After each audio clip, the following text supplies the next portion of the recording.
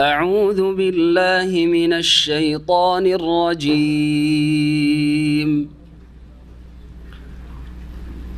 يا أيها الذين آمنوا كلوا من طيبات ما رزقناكم واشكروا لله إن كنتم إياه تعبدون. إنما حرم عليكم الميتة والدم ولحم الخنزير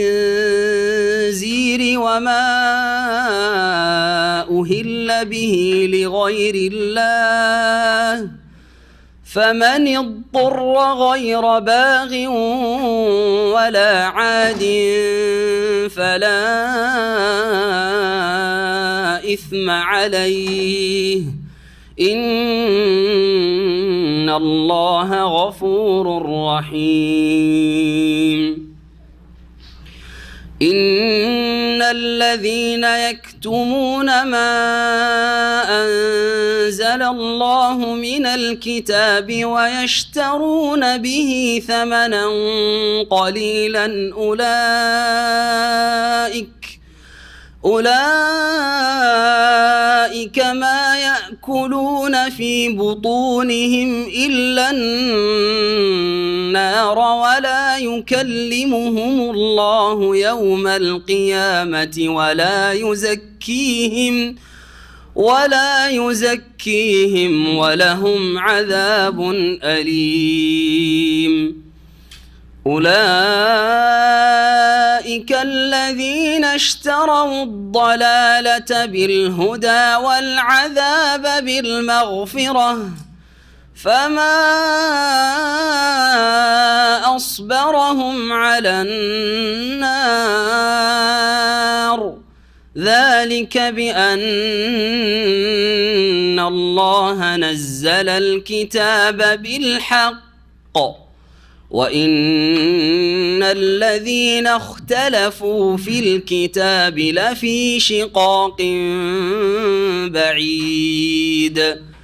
ليس البر أن تولوا وجوهكم قبل المشرق والمغرب ولكن البر من آمن بالله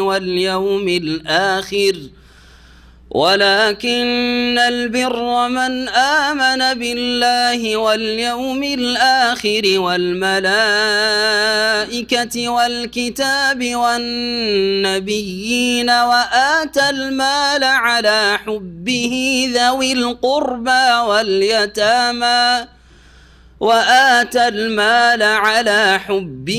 ذوي القربى واليتامى والمساكين وابن السبيل والسائلين وفي الرقاب، وأقام الصلاة وآتى الزكاة والموفون بعهدهم إذا عاهدوا، والصابرين في البأساء والضراء وحين البأس، أولئك الذين صدقوا وأولئك هم المتقون. يا أيها الذين آمنوا كتب عليكم القصاص في القتلى، الحر بالحر والعبد بالعبد والأنثى بالأنثى، فمن عفي له من أخيه شيء فاتباع بالمعروف وأداء إليه بإحسان، ذلك تخفيف من ربكم ورحمة، فمن اعتدى بعد ذلك فله عذاب أليم. ولكم في القصاص حياة يا أولي الألباب. ولكم في القصاص حياة يا أولي الألباب لعلكم تتقون كتب عليكم إذا حضر أحدكم الموت إن ترك خيرا الوصية للوالدين والأقربين بالمعروف حقا على المتقين فمن بدله بعدما سمعه فإنما إثمه على الذين يبدلونه إن الله سميع عليم فمن خاف من موص جنفا أو إثما فأصلح بينهم فلا إثم عليه إن الله غفور رحيم يا أيها الذين آمنوا كتب عليكم الصيام كما كتب على الذين من قبلكم لعلكم تتقون أياما معدودات فمن كان منكم مريضا أو على سفر فعدة من أيام أخر وعلى الذين يطيقونه فدية طعام مسكين فمن تطوع خيرا فهو خير له وأن تصوموا خير لكم إن كنتم تعلمون شهر رمضان الذي أنزل فيه القرآن هدى للناس وبينات من الهدى والفرقان فمن شهد منكم الشهر فليصم ومن كان مريضا أو على سفر فعدة من أيام أخر يريد الله بكم اليسر ولا يريد بكم العسر ولتكملوا العدة ولتكبروا الله على ما هداكم ولعلكم تشكرون وإذا سألك عبادي عني فإني قريب أجيب دعوة الداع إذا دعان فليستجيبوا لي وليؤمنوا بي لعلهم يرشدون بسم الله الرحمن الرحيم الحمد لله رب العالمين والصلاة والسلام على سيد المرسلين نبينا محمد وعلى آله وصحبه أجمعين أما بعد فأعوذ بالله من الشيطان الرجيم يا أيها الذين آمنوا كلوا من طيبات ما رزقناكم واشكروا لله إن كنتم إياه تعبدون মহান আল্লাহর সমস্ত প্রশংসা যে আল্লাহ রাব্বুল আলামিন আমাদেরকে তাঁর ইবাদত বন্দেগীর জন্য সৃষ্টি করেছেন এবং আমাদেরকে হালাল পাক পবিত্র উত্তম রিজিক উপজীবিকার ব্যবস্থাও দান করেছেন। যে কোনো প্রাণীকে জীবজন্তুকে আল্লাহ সৃষ্টি করেছেন তার রিজিকের রুজির দায়িত্ব স্বয়ং আল্লাহ নিয়েছেন। ওমা মিন দাব্বাতিন ফিল আরদি ইল্লা আলাল্লাহি রিজকুহা। কিন্তু একমাত্র মানুষ এমন এক সৃষ্টি যারা এই রুজি নিয়ে কি খাবো কি দিয়ে চলবো এই নিয়ে সবচাইতে বেশি চিন্তিত বর্তমান যুগে। অন্য কোনো জীবজন্তু এসব চিন্তা করেন না। মানুষ এত অধৈর্য এবং আল্লাহর ওপর ভরসা এত দুর্বল যে মুসলিম হওয়া সত্ত্বেও সবচেয়ে বড় সমস্যা হচ্ছে আজকাল অর্থনৈতিক সমস্যা।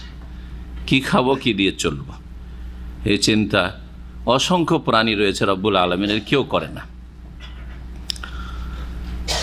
সালাত এবং সালাম নাজিল হোক মুহাম্মদুর রাসূলুল্লাহ সাল্লাল্লাহু আলাইহি সাল্লামের ওপর, যিনি বলেছেন লাউ আন্নাকুম তাতাওয়াক্কালুনা আলাল্লাহ হাক্কা তাওয়াক্কুলিহি, তোমরা যদি আল্লাহর ওপর সত্যি সত্যি আস্থা ভরসা রাখতে, কাজকর্ম করে মেহনত পরিশ্রম করে রুজি রোজগারের চেষ্টা করে ফলাফল আল্লাহর ওপর ছেড়ে দাও, এই হচ্ছে ভরসা। ভরসা মানে কাজকর্ম ছেড়ে দিয়ে বসে থাকা নয়। নিজের কাজ যতটা যে করতে পারছেন, যে ময়দানে যে আছেন, যে লেখাপড়া করছেন লেখাপড়ার ময়দানে চেষ্টা করতে থাকেন, যে ব্যবসা করছেন ব্যবসার ময়দানে চেষ্টা করতে থাকেন, যে চাকরি করছেন চাকরির ময়দানে চেষ্টা করতে থাকেন, যে হাতের কাজ করছেন হাতের কাজে চেষ্টা করতে থাকেন। আর চেষ্টা করলেই যে শ্রম সার্থক হবে তা নয়, ব্যর্থ হতে পারেন, আবার অল্প মেহনতেই চলে আসতে পারে, আবার অনেক কঠিন পরিশ্রম করেও বড় কষ্ট করে আসছে হয়তো, হইতে পারে। পেরেশান হবে না। তোমরা যদি ফলাফলটা আল্লাহর উপর ছেড়ে দাও, যে আল্লাহ আমাদের রিজিকের মালিক, কাজ করতে হবে, রেজাল্ট ফলাফল আল্লাহর হাতে, এইভাবে যদি তোমরা ভরসা রাখতে পারতে, রুজি নিয়ে পেরেশান না হইতে, তাহলে লা রাযাকাকুম, আল্লাহ তোমাদেরকেও রুজি দান করতেন। কামা ইয়ারযুকুত তায়রা, যেমন পাখিকে আল্লাহ রিজিক দিয়ে থাকে, রুজি পৌঁছিয়ে থাকেন, প্রতিদিন নতুনভাবে এদিক সেদিক ছুটাছুটি করে রিজিকের ব্যবস্থা করে। একদিনের অগ্রিম রুজির ব্যবস্থা তার বাসায় থাকে না, পাখির বাসায়। আর আগামীকালকে কি খাবো সন্ধ্যাবেলা বাসাতে এসে চিন্তা নিয়ে পেরেশানও থাকে না, যে আগামীকালকে কোথায় যাব, কি করব, কি খাবো, কোনো চিন্তা করেন না। আজকের শুধু চিন্তা, এদিক সেদিক তলাশ করে রুজির ব্যবস্থা করতে হবে। এইরকম যদি তোমরা আল্লাহর ভরসা রাখতে, তো এইভাবেই তোমাদেরকে আল্লাহ রিজিক দিতেন। তাকদু খেমাসান ও তারও হবে তারান, সকালবেলা খালি পেটে বের হয়, কিছুই জানা থাকে না যে কি খেতে পাবো আর না পাবো। ও তারও হবে তারা, সন্ধ্যাবেলা পেট পুরে ফিরে আসে, কোনো পেরেশানি থাকে না। আপনাদের তাই হবে। নবী করিম সাল্লাল্লাহু আলাইহি ওয়াসাল্লাম বলেছেন, যদি আল্লাহর ভরসা থাকে সত্যিকার অর্থে, আল্লাহ যেন হালাল রিজিক আমাদেরকে দান করেন। আমাদের সূরা বাকারার তাফসীর আজকে আয়াত নম্বর 172 থেকে শুরু হবে, পর্ব হচ্ছে 14 নম্বর। মহান আল্লাহ ইরশাদ করেছেন এতে, যেমন হালাল রিজিকের কথা এবং এই রিজিক আল্লাহর দানের কথা, তেমনি আল্লাহর রিজিক খেয়ে আল্লাহরই কৃতজ্ঞতা প্রকাশ করা, শুকরিয়া আদায় করা। যার নুন খান তার গুণ গাইতে হবে। খাবেন আল্লাহর দেওয়া রুজি, আর শুকরিয়া, ইবাদত বন্দেগী, উপাসনা, আপনার সেজদা, দোয়া হবে দুর্গা দরগার জন্য, গৌস কুতুবের জন্য, মাজারে গিয়ে সেজদা, হ্যাঁ মাজারে গিয়ে জবাই, এটি হচ্ছে বড়ই নিমুখ হারামি। আল্লাহর নুন খেয়ে গুণ গায় না মুশরিকরা। সবচেয়ে বড় নিমুখ হারাম হচ্ছে মুশরিক বহুত্ববাদীরা, যারা আল্লাহর সাথে অংশীদার স্থাপন করে। মহান আল্লাহ এই বিষয়টি বলেছেন এখানে, ইয়া আইয়ুহাল্লাযীনা আমানু, বিশেষ করে মুমিনদেরকে সম্বোধন আল্লাহ এই আয়াতে করেছেন। এর আগে আয়াত ছিল গত সপ্তাহের তাফসীরের শেষ দিকে ছিল, সমস্ত মানুষকে সম্বোধন করে আল্লাহ বলছেন, কুলু মিম্মা ফিল আরদি হালালান তাইয়্যিবা ইয়া আইয়ুহান নাস, বল হে মানুষ সকল। এখানে বিশেষ করে মুমিনদেরকে আল্লাহ রাব্বুল আলামিন মুসলিমদেরকে সম্বোধন করে বলছেন, হে মুমিন সকল, কুলু মিন তাইয়্যিবাতি মা রাযাকনাকুম, আমি যে তোমাদেরকে পবিত্র রুজি দান করেছি তা থেকে তোমরা ভক্ষণ করো। যেই পবিত্র রুজি অর্থাৎ হালাল, যা তোমাদের জন্য উপকারী, ইহকাল পরকালের ক্ষেত্রে অপকারী নয়। আল্লাহর দেওয়া রুজি এক, মা রাযাকনাকুম, দ্বিতীয় হচ্ছে তাইয়্যিবাত, সেটা পাক পবিত্র হইতে হবে। তাইয়্যিবাতের বিপরীত হচ্ছে খাবায়েস। খাবায়েস মানে নোংরা, খাবায়েস মানে নিকৃষ্ট, খাবায়েস মানে অপবিত্র, খাবায়েস মানে জঘন্য। ওই সব রুজি থেকে বেঁচে থাকো, ওই সব রুজি খেও না। আল্লাহ হারাম করেছেন। রাসূলুল্লাহ সাল্লাল্লাহু আলাইহি সাল্লামকে আল্লাহ পাঠিয়েছেন মানুষের ওপর হারাম খাবাইস নোংরাকে হারাম করার জন্য আর তাইয়্যিবাত পাক পবিত্র বস্তুকে হালাল করার জন্য, যেমন অন্য আয়াতে মহান আল্লাহ ইরশাদ করেছেন তোমাদেরকে যে রিজিক দান করেছে, তো রিজিক দাতা কে? তো এই যে দাতা শব্দটি আমাদের ভারত, বাংলাদেশ, পাকিস্তানে আছে। দাতা বাংলাতে ব্যবহার হয়, হিন্দিতে উর্দুওয়ালারা বলে দাতা। পাকিস্তানে একটি দরবার আছে দাতা দরবার। কি আছে?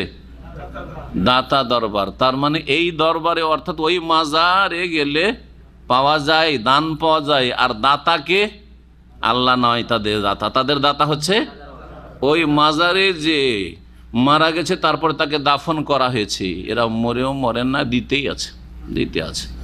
ভারত পাকিস্তানের মাজারপন্থীদেরকে খাওয়াইতে আছে, আল্লাহ খাওয়াই না তাদেরকে। দাতা দরবার শিরকি কথা, কুফরি কথা। গরিব নওয়াজ, খাজা মঈনুদ্দিন চিশতির উপাধি হচ্ছে গরিব নওয়াজ, মানে গরিবকে নওয়াজ নেওয়ালা, গরিবের দাতা। গরিব মানে অভাবী উর্দু ভাষাতে বা আমাদের দেশের ভাষায়।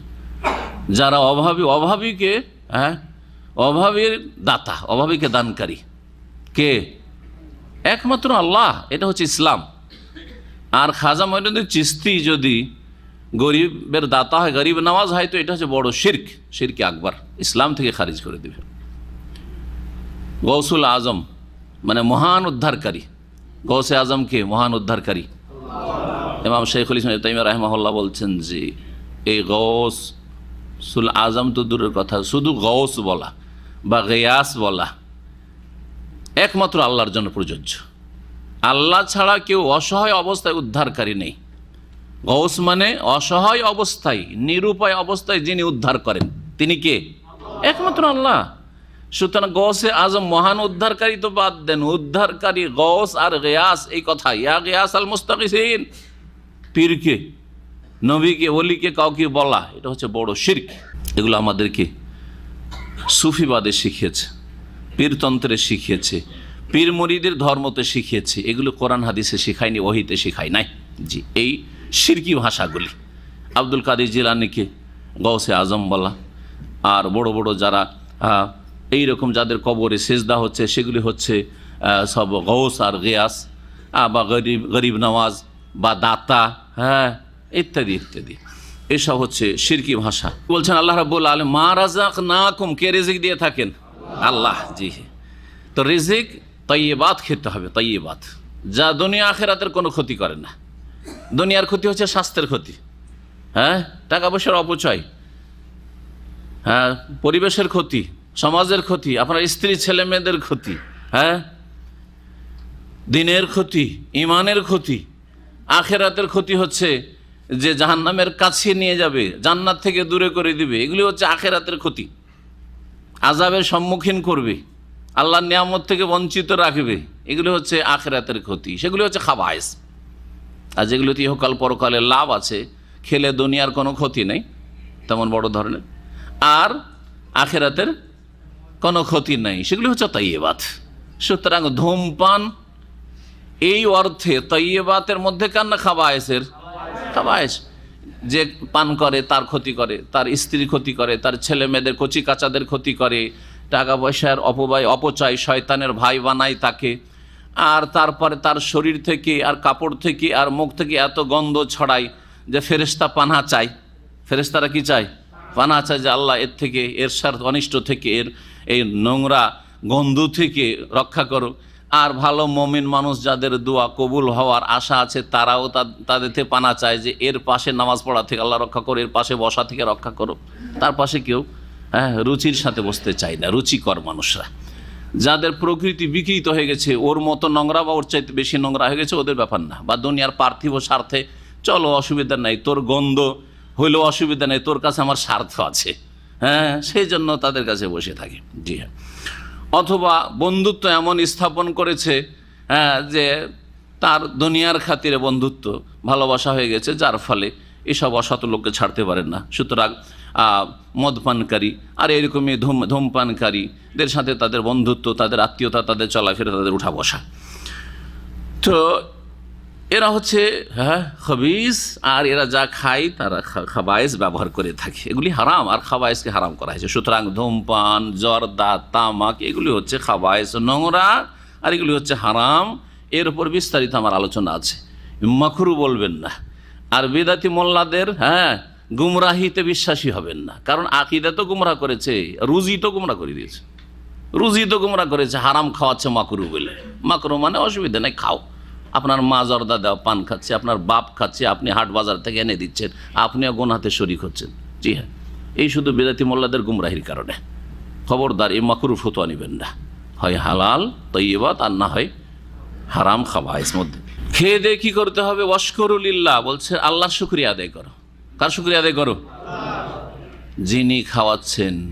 আর রিজিক মানে শুধু খাওয়া না। রিজিক এটা এতক্ষণ যে তফসির হইল, শুধু আমাদের যে সংকীর্ণ অর্থ আমাদের ব্রেনে আছে যে রিজিক মানে কি, টাকা পয়সা আর খাওয়া দাওয়া, পানাহার, তাই না? না, রিজিক মানে, আর রিজকু মানে আল হাজ্জু ওয়ান নাসিবু। রিজিকের শাব্দিক অর্থ হচ্ছে অংশ বা ভাগ, আপনার ভাগ আমার ভাগ। আল্লাহ যে আমার ভাগে জুটিয়েছেন সেটা আমার রিজিক, যেটা আপনার ভাগে জুটিয়েছেন সেটা আপনার রিজিক।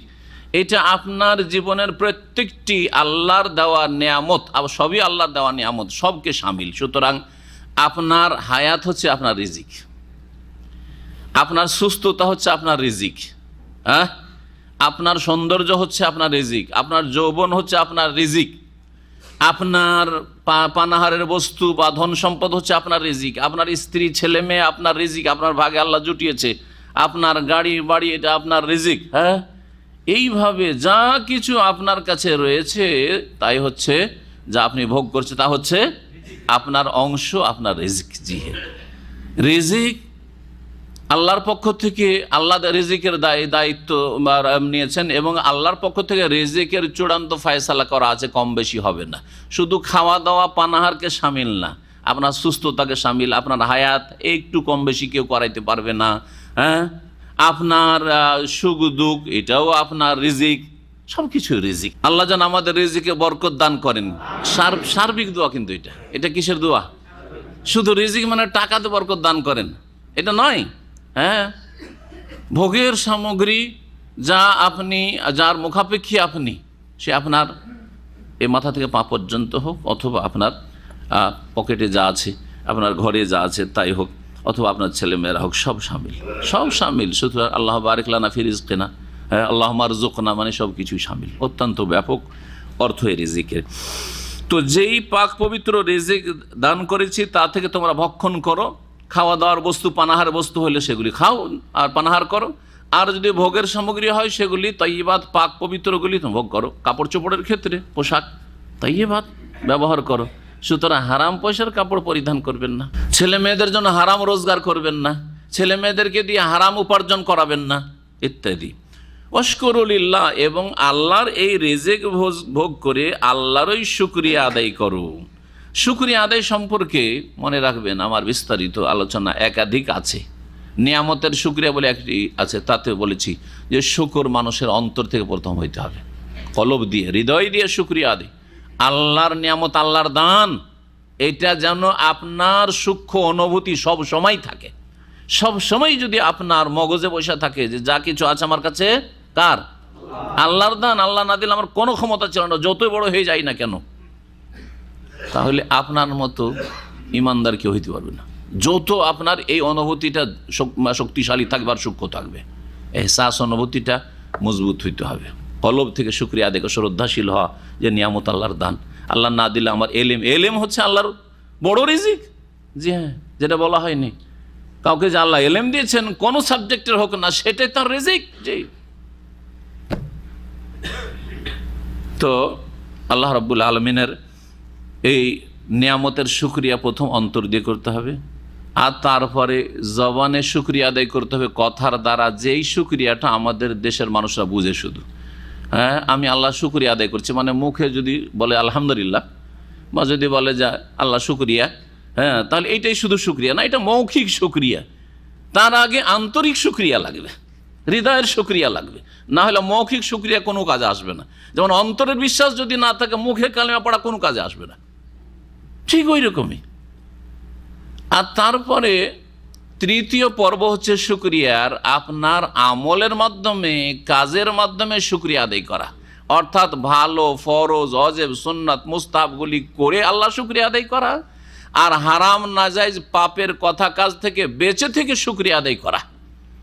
কেউ যদি হারাম কাজ করে, হারাম খায়, হারাম দেখে, এই নিয়ামতের দ্বারা পাপের কাজ করে, এই নিয়ামতকে গুনহার কাজে লাগায়, তাহলে সে অকৃতজ্ঞ, নিমক হারাম। আল্লাহ তোমাকে পাপ করার জন্য টাকা দিয়েছেন, আল্লাহ তোমাকে নিয়ামত দান করেছেন অন্যায় করার জন্য, জুলম অত্যাচার করার জন্য, আল্লাহ তোমাকে যৌবন দিয়েছেন ব্যভিচার করার জন্য, আল্লাহ তোমাকে হায়াত দিয়েছেন মাদকদ্রব্য পান করার জন্য, বিড়ি সিগারেট খাওয়ার জন্য। এটা হচ্ছে না শুকরি। তাহলে শুকরিয়া কত ব্যাপক, এই বিষয়গুলি বিস্তারিত আলোচনা আমার আছে। যেটুকু বললাম এইটুকু আশা করি আপনার দিক নির্দেশনার জন্য যথেষ্ট। অন্তর থেকে শুকরিয়া, কথার দ্বারা সবসময় শুকরিয়া, আর কাজে কর্মে শুকরিয়া আদায় কর। আল্লাহর সন্তুষ্টি ছাড়া অসন্তুষ্টিতে আপনার কাছে যে নিয়ামত আছে তা আর প্রয়োগ হবে না, তার ব্যবহার হবে না। আপনার পুরো জিন্দগি এবং পুরো জীবনের ধন সম্পদ, আর আপনার স্ত্রী, ছেলে মেয়ে, আপনার গাড়ি বাড়ি, আপনার সম্পদ, আপনার যে প্রভাব, আপনার খ্যাতি, আপনার যে আধিপত্য, আপনার ক্ষমতা, এ সমস্ত কিছু আল্লাহর সন্তুষ্টির কাজে লাগবে। এইরকমভাবে যদি ইসলাম বুঝে নিই, তাহলে আমরা তো সবাই ইসলামের খাদেম হয়ে যাব। নিয়ামত আল্লাহর, তাহলে আমি কি কোনো পার্টির খেদমত করব না ইসলামের খেদমত করব? সোজা কথা, বুঝছেন না? বুঝছেন না? অনেকেই মনে করে যে আমরা যদি ইসলামের নামে যে আজকালকার গণতান্ত্রিক রাজনীতি করা হচ্ছে তাদের থেকে সতর্ক করি, কারণ ইসলামের সেটা অপব্যাখ্যা, তো এতে অন্যরা সুযোগ পাবে, অন্য দল করতে বলছে নাকি? সবগুলি হারাম, কারণ আপনি আল্লাহর দিনের ইসলামের কোনো কাজ করে দিলেন না। হয় বেদাতি তরিকে কাজ করছেন, ধর্মের যদি ভুল ব্যাখ্যা করেন, আর না হলে দুনিয়ার স্বার্থে, পেটের স্বার্থে, দুনিয়ার গরজে কাজ করছেন, দিনের কিছুই করে দিলেন না আপনি সারা জীবন। কোথায় আল্লাহর শুকরিয়া? আপনার শ্রম, আপনার মেহনত, আপনার বিদ্যা, বুদ্ধি, সব কিছু আপনি পেটের জন্য আর দুনিয়ার নেতৃত্বের জন্য লাগিয়ে দিলেন। আল্লাহর দিনের খেদমতে আপনার কতটা অংশ আছে আল্লাহকে দেখান তো দেখি। সুতরাং আমরা প্রত্যেক মুসলিমকে বলছি যে আল্লাহর দিনের খাদেম হয়ে যান। এইভাবে যদি শুকরিয়াকে বুঝে নেন, অশকুরুলিল্লাহ, তাহলে আল্লাহর দেওয়া নিয়ামতকে সবসময় ইসলাম শক্তিশালী হোক, মুসলিমরা শক্তিশালী হোক, মুসলিম জাতি, মুসলিম উম্মাহ শক্তিশালী হোক, এর জন্য আপনার সবসময় চিন্তা চেতনা থাকবে এবং মেহনত পরিশ্রম থাকবে। এটা হচ্ছে দিন ইসলাম। এইভাবেই বুঝেছিলেন সাহাবায়ে কেরামগণ ইসলামকে, যার ফলে তারা ইসলামকে সারা দুনিয়ায় পৌঁছে দেওয়ার জন্য ছুটে গেছেন, সারা দুনিয়ায় পৌঁছে দেওয়ার জন্য ছুটে গেছেন। সাহাবায়ে কেরামদের সংখ্যা 1 লক্ষের বেশি ছিল, 1 লক্ষের বেশি ছিল বিদায় হজে। তার মধ্যে মাত্র 10,000 সাহাবায়ে কেরাম মদিনায় দাফন হয়েছেন। বাকি চিন্তা করেন, জি, অনেকের মতে তো 1,14,000 বা 1,24,000, দুটি রিওয়ায়াত রয়েছে বিদায় হজে সাহাবায়ে কেরামগণ হাজির। তারা সবাই সাহাবী, কারণ রাসূলুল্লাহ সাল্লাল্লাহু আলাইহি ওয়াসাল্লাম বিদায় হজে সবাই দেখেছেন, তারা সবাই সাহাবী। তাহলে চিন্তা করেন, মাত্র 10,000 সাহাবায়ে কেরাম দাফন হয়েছেন বাকিতে বা মদিনায়, আর বাকি সব গেলেন কোথায়? সারা দুনিয়ায় ইসলাম আমাদের মতো লোকদের কাছে, আমাদের পূর্বপুরুষদের কাছে পৌঁছে দেওয়ার জন্য সারা দুনিয়ায় তারা ছুটে গেছেন। তারা সকলে আল্লাহর দিনের খাদেম ছিলেন। এইরকম মুসলিম হইতে হবে। এইটা হচ্ছে সাহাবায়ে কেরামদের আদর্শ। এইটা হচ্ছে আল্লাহর শুকরিয়া আদায় করা, যা আল্লাহ দিয়েছেন আল্লাহর দিনের খেদমতে তা খরচ করব। শুধু টাকা পয়সা নেই, আমার জীবন, আমার হায়াত, মত সব কিছু আল্লাহর জন্য। আল্লাহর শুকরিয়া আদায় করো হালাল রিজিক খেয়ে। ইন কুনতুম ইয়াহু তা'বুদুন, যদি তোমরা সত্যিকার তারই ইবাদত বন্দেগী করে থাকো, আল্লাহরই যদি শুধু বান্দা হয়ে থাকো, তাহলে আল্লাহর শুকরিয়া আদায় করো আল্লাহর হালাল রিজিক খেয়ে, আল্লাহর দেওয়া হালাল রিজিক খেয়ে আল্লাহরই শুকরিয়া আদায় করে থাকো, করতে থাকো। আর যদি এর বিপরীত হয়, যে শিরকি আকীদা আছে, দুনিয়ার গরজটা প্রাধান্য পেয়েছে, তখন আল্লাহর শুকরিয়া না, আল্লাহর দিনের জন্য কাজ করতে ভালো লাগবে না। কারণ আল্লাহর দিনের জন্য কাজ করে কয় পয়সা পাবো? আল্লাহর দিনের কাজ করে আমার ভবিষ্যৎ কি, আমার ছেলে মেয়েদের ভবিষ্যৎ কি, হ্যাঁ, আমার কি দুনিয়ার ইন্টারেস্ট আছে? দুনিয়ায় তো কিছু পাবো না। এই যে বর্তমান অবস্থা মুসলিমদের। কিন্তু এটা যদি করি, সেটা করি, এটা করি, হ্যাঁ, আল্লাহর দেওয়া নিয়ামতকে এইসব কাজে যদি লাগাই, তাহলে বেশি বেনিফিট আছে, বেশি লাভ আছে। তোমরা তাহলে সত্যিকার আল্লাহর ইবাদত বন্দেগী করনেওয়ালা না, সত্যিকার আল্লাহর বান্দা না। ইন কুনতুম ইয়াহু তা'বুদুন, যদি একমাত্র আল্লাহর ইবাদত গুজার হও তাহলে আল্লাহর শুকরিয়া আদায় করো, আল্লাহর নিয়ামত খেয়ে। কথা লম্বা না করে আল্লাহ হালাল খেতে বললেন এতে, আর তারপরে যেসব জীবজন্তু হারাম করা হয়েছে বা যেসব বস্তু হারাম করা হয়েছে সংক্ষেপে আল্লাহ বলছেন। এছাড়াও অনেক কিছুই হারাম রয়েছে, তবে এখানে এই জন্যই এই কয়েকটি বিষয় উল্লেখ করা হয়েছে, যে এখানে বিশেষ এর প্রেক্ষাপট রয়েছে, সেটা হচ্ছে যে আগের আলোচনাতে এসছে যে আরব মুশরিকেরা কিছু কিছু জীবজন্তুকে দেবদেবীর নামে ছেড়ে দিত, আর সেগুলির ওপর চড়াও হারাম করে নিত, আর সেগুলির গোস্ত খাওয়াও হারাম করে নিত। উট যেমন হিন্দুরা ষাঁড় ছাড়ে, তারপর মাজার পূজারীরা কি ছাড়ে, ওরাও ষাঁড় ছাড়ে নাকি, ওরা কোনোটা গরু ছেড়ে দিল ওই বাবার নামে, আটরশি বাবার নামে, অথবা ওই মামাজ ভান্ডারী বাবার নামে, অথবা আর কোনো শাহজাল বাবার নামে কোনো একটা খাসি ছেড়ে দিল, একটা মোরগ ছেড়ে দিচ্ছে, এটা খাবি না রে, এটা নিয়ে যেতে হবে, এটা খাসি ভাই মুরগিটা কোথায় নিয়ে যেতে হবে, ওই মাজারে নিয়ে যেতে হবে, বাবার নামে ছাড়া আছে। জি হ্যাঁ, এসব মুশরিকানা আকীদা আরও মুশরিকদের ছিল, যেগুলির উৎখাত করার জন্য রাসূলুল্লাহ সাল্লাল্লাহু আলাইহি ওয়াসাল্লাম প্রেরিত হয়। তো আল্লাহ বলছেন দেখো এগুলি হারাম না, যেগুলোকে হারাম মনে করছো, দেবদেবীর নামে ছেড়ে দিয়েছো আর হারাম, হ্যাঁ বাবার নামে ছেড়ে দিয়েছো, না না না এটা গোস্ত খাওয়া যাবে না, ওখানে নিয়ে এখানে জবাই করা যাবে না, ওই ওরসে নিয়ে যেতে হবে, এগুলো ইসলামে নেই, বরং এই বিষয়গুলি হারাম করা হয়েছে। আল্লাহ বলছেন ইন্নামা হাররামা আলাইকুমুল মাইতাতা, নিশ্চয়ই তোমাদের হারাম আল্লাহ করেছেন মৃত জীবজন্তু, মাইতা মৃত জীবজন্তু, স্থলচর প্রাণীর মৃত জীবজন্তু মানে এমন জীবজন্তু যেগুলি জবাই করার আগেই মারা গেছে, যেগুলি রক্ত প্রবাহিত করে আল্লাহর নাম নিয়ে রক্ত প্রবাহিত করার আগেই মারা গেছে, সেটা হচ্ছে মৃত। সুতরাং যদি শুধু জবাই করা হয়, আল্লাহর নাম না নেওয়া হয়, আল্লাহর নাম গায়রুল্লাহ, আল্লাহ ছাড়া অন্যের নাম না হয়, সেটাও মৃতর মতো। অথবা মারা হয়েছে কিন্তু এমন আঘাত করে মারা হয়েছে, আঘাতে মরেছে, রক্ত প্রবাহিত হয়নি। নবী করিম সাল্লাল্লাহু আলাইহি ওয়াসাল্লাম মা আনহারাদ দাম, যা রক্ত প্রবাহিত করে, ও যুকিরা আলাইহি ইসমুল্লাহ, আর তার উপর আল্লাহর নাম যেন উল্লিখিত হয়, বিসমিল্লাহ বলা হয়, আর আল্লাহু আকবার। স্থলচর প্রাণীর এই জন্য বললাম যে পানির মৃত, হ্যাঁ পানিতে, সাগরে, নদীতে, পুকুরে যেসব জীবজন্তু রয়েছে সেগুলি যদি মৃত পাওয়া যায়, জবাই করা বা উঠিয়ে না ধরার পরে শিকার করে নেওয়ার পরে জবাই করা শর্ত নয়। মাছ যদি জীবিত পান তবুও খান, আর মরা পান ভাসছে তবুও খান, কোনো অসুবিধা নেই। নবী করিম সাল্লাল্লাহু আলাইহি ওয়াসাল্লামের প্রসিদ্ধ হাদিস রয়েছে, এক সাহাবী জিজ্ঞাসা করলেন যে ইয়া রাসূলুল্লাহ, সুনানে কিতাবাতে এই হাদিস রয়েছে, ইন্না নারকাবুল বাহরা, আমরা সাগর পথে সফর করি, ও নাহমেলু মানাল কালিলা মিনাল মা, অল্প স্বল্প পানি নিয়ে আমরা যাই, মিষ্টি পানি নিয়ে পান করার জন্য।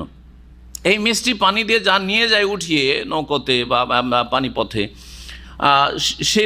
সেই দিয়ে যদি উজু করি, গোসল করি, তাহলে তো তাড়াতাড়ি শেষ হয়ে যাবে।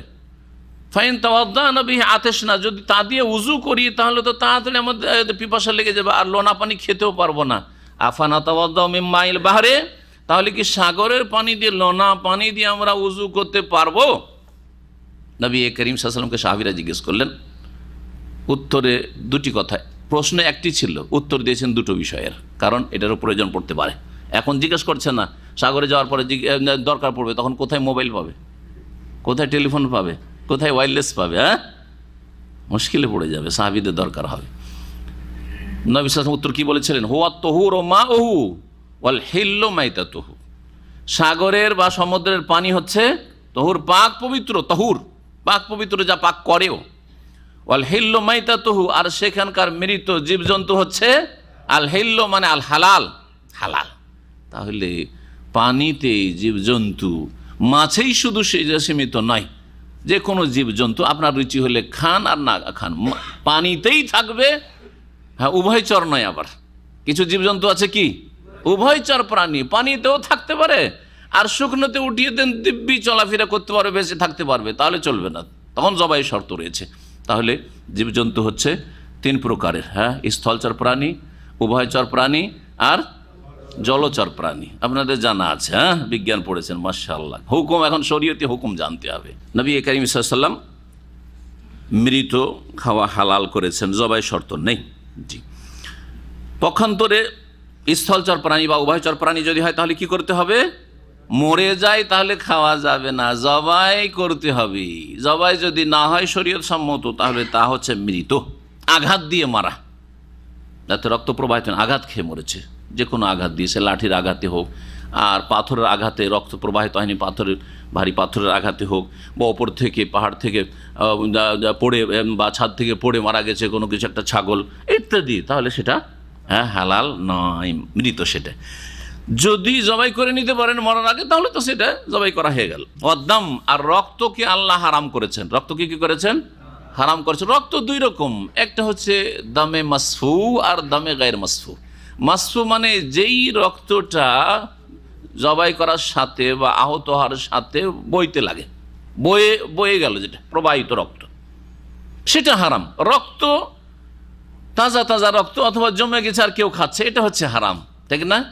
আর একটা রক্ত হচ্ছে যেটা প্রবাহিত রক্ত না, বহমান রক্ত না, সেই রক্তটা হচ্ছে গোশতের সাথে মিশে আছে। সেই রক্তটা, গোশত কিনে নিয়ে আসার পরে তাতে রক্ত লেগে থাকে না, গোশতের ভিতরে ভিতরে সামান্য সামান্য রক্ত থাকে না, সেই রক্ত কি হারাম? সেই রক্ত যদি হারাম হতো তাহলে শরীয়তে বলা হতো, দেখো গোশত কিনে নিয়ে আসবে, তারপরে ভালো করে ধুইবে, কারণ ওতে রক্ত লেগে আছে। হ্যাঁ, আপনি মরুভূমিতে আছেন, পানি নেই, অথবা আপনি এমনিতে পুড়িয়ে খাবেন, গোশত জবাই করলেন আর পুড়িয়ে খেতে লাগলেন, না ধুইতেই হবে? সব ধুইতে হবে।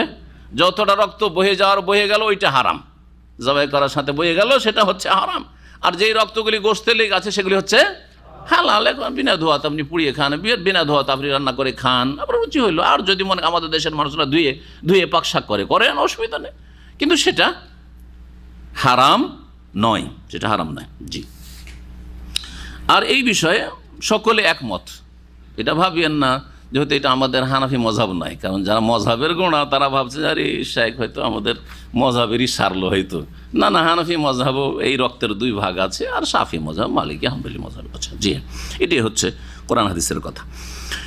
এখানে দাম বলতে দামে মাস ওয়ালাহমাল খিনজির, আর শুকুরের আল্লাহ হারাম করেছেন, শুকুরের গোশত। কারণ শুকুরের গোশতটাই হচ্ছে যারা খায় শুকুর তাদের কাছে মেন। কিন্তু এর মানে এই নাই যে শুকুরের গোশত হারাম, শুকুরের চর্বি হারাম নয়, হ্যাঁ, শুকুরের পায়া হারাম নয়, সব হারাম। শুকুরের গোশত যখন হারাম, তো শুকুরের বাকি যা কিছু আছে সবই হারাম, এবং সবচাইতে জঘন্য হারাম।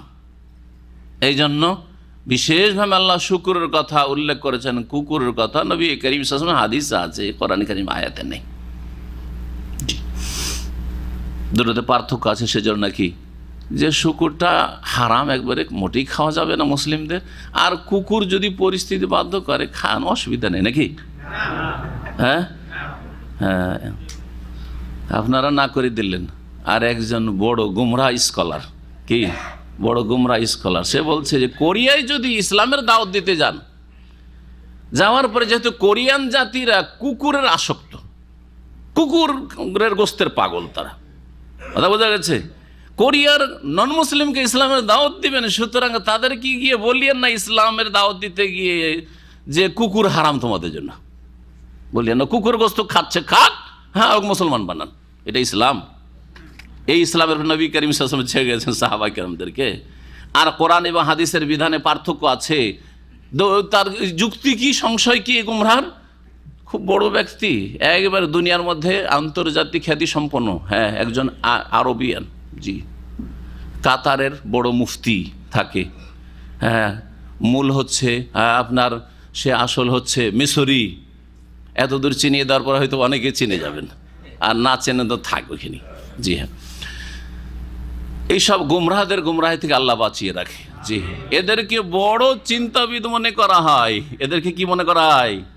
একদল যারা ইসলামের নামে রাজনীতি করে, একে বড় একজন ইসলামিক চিন্তাবিদ বলে।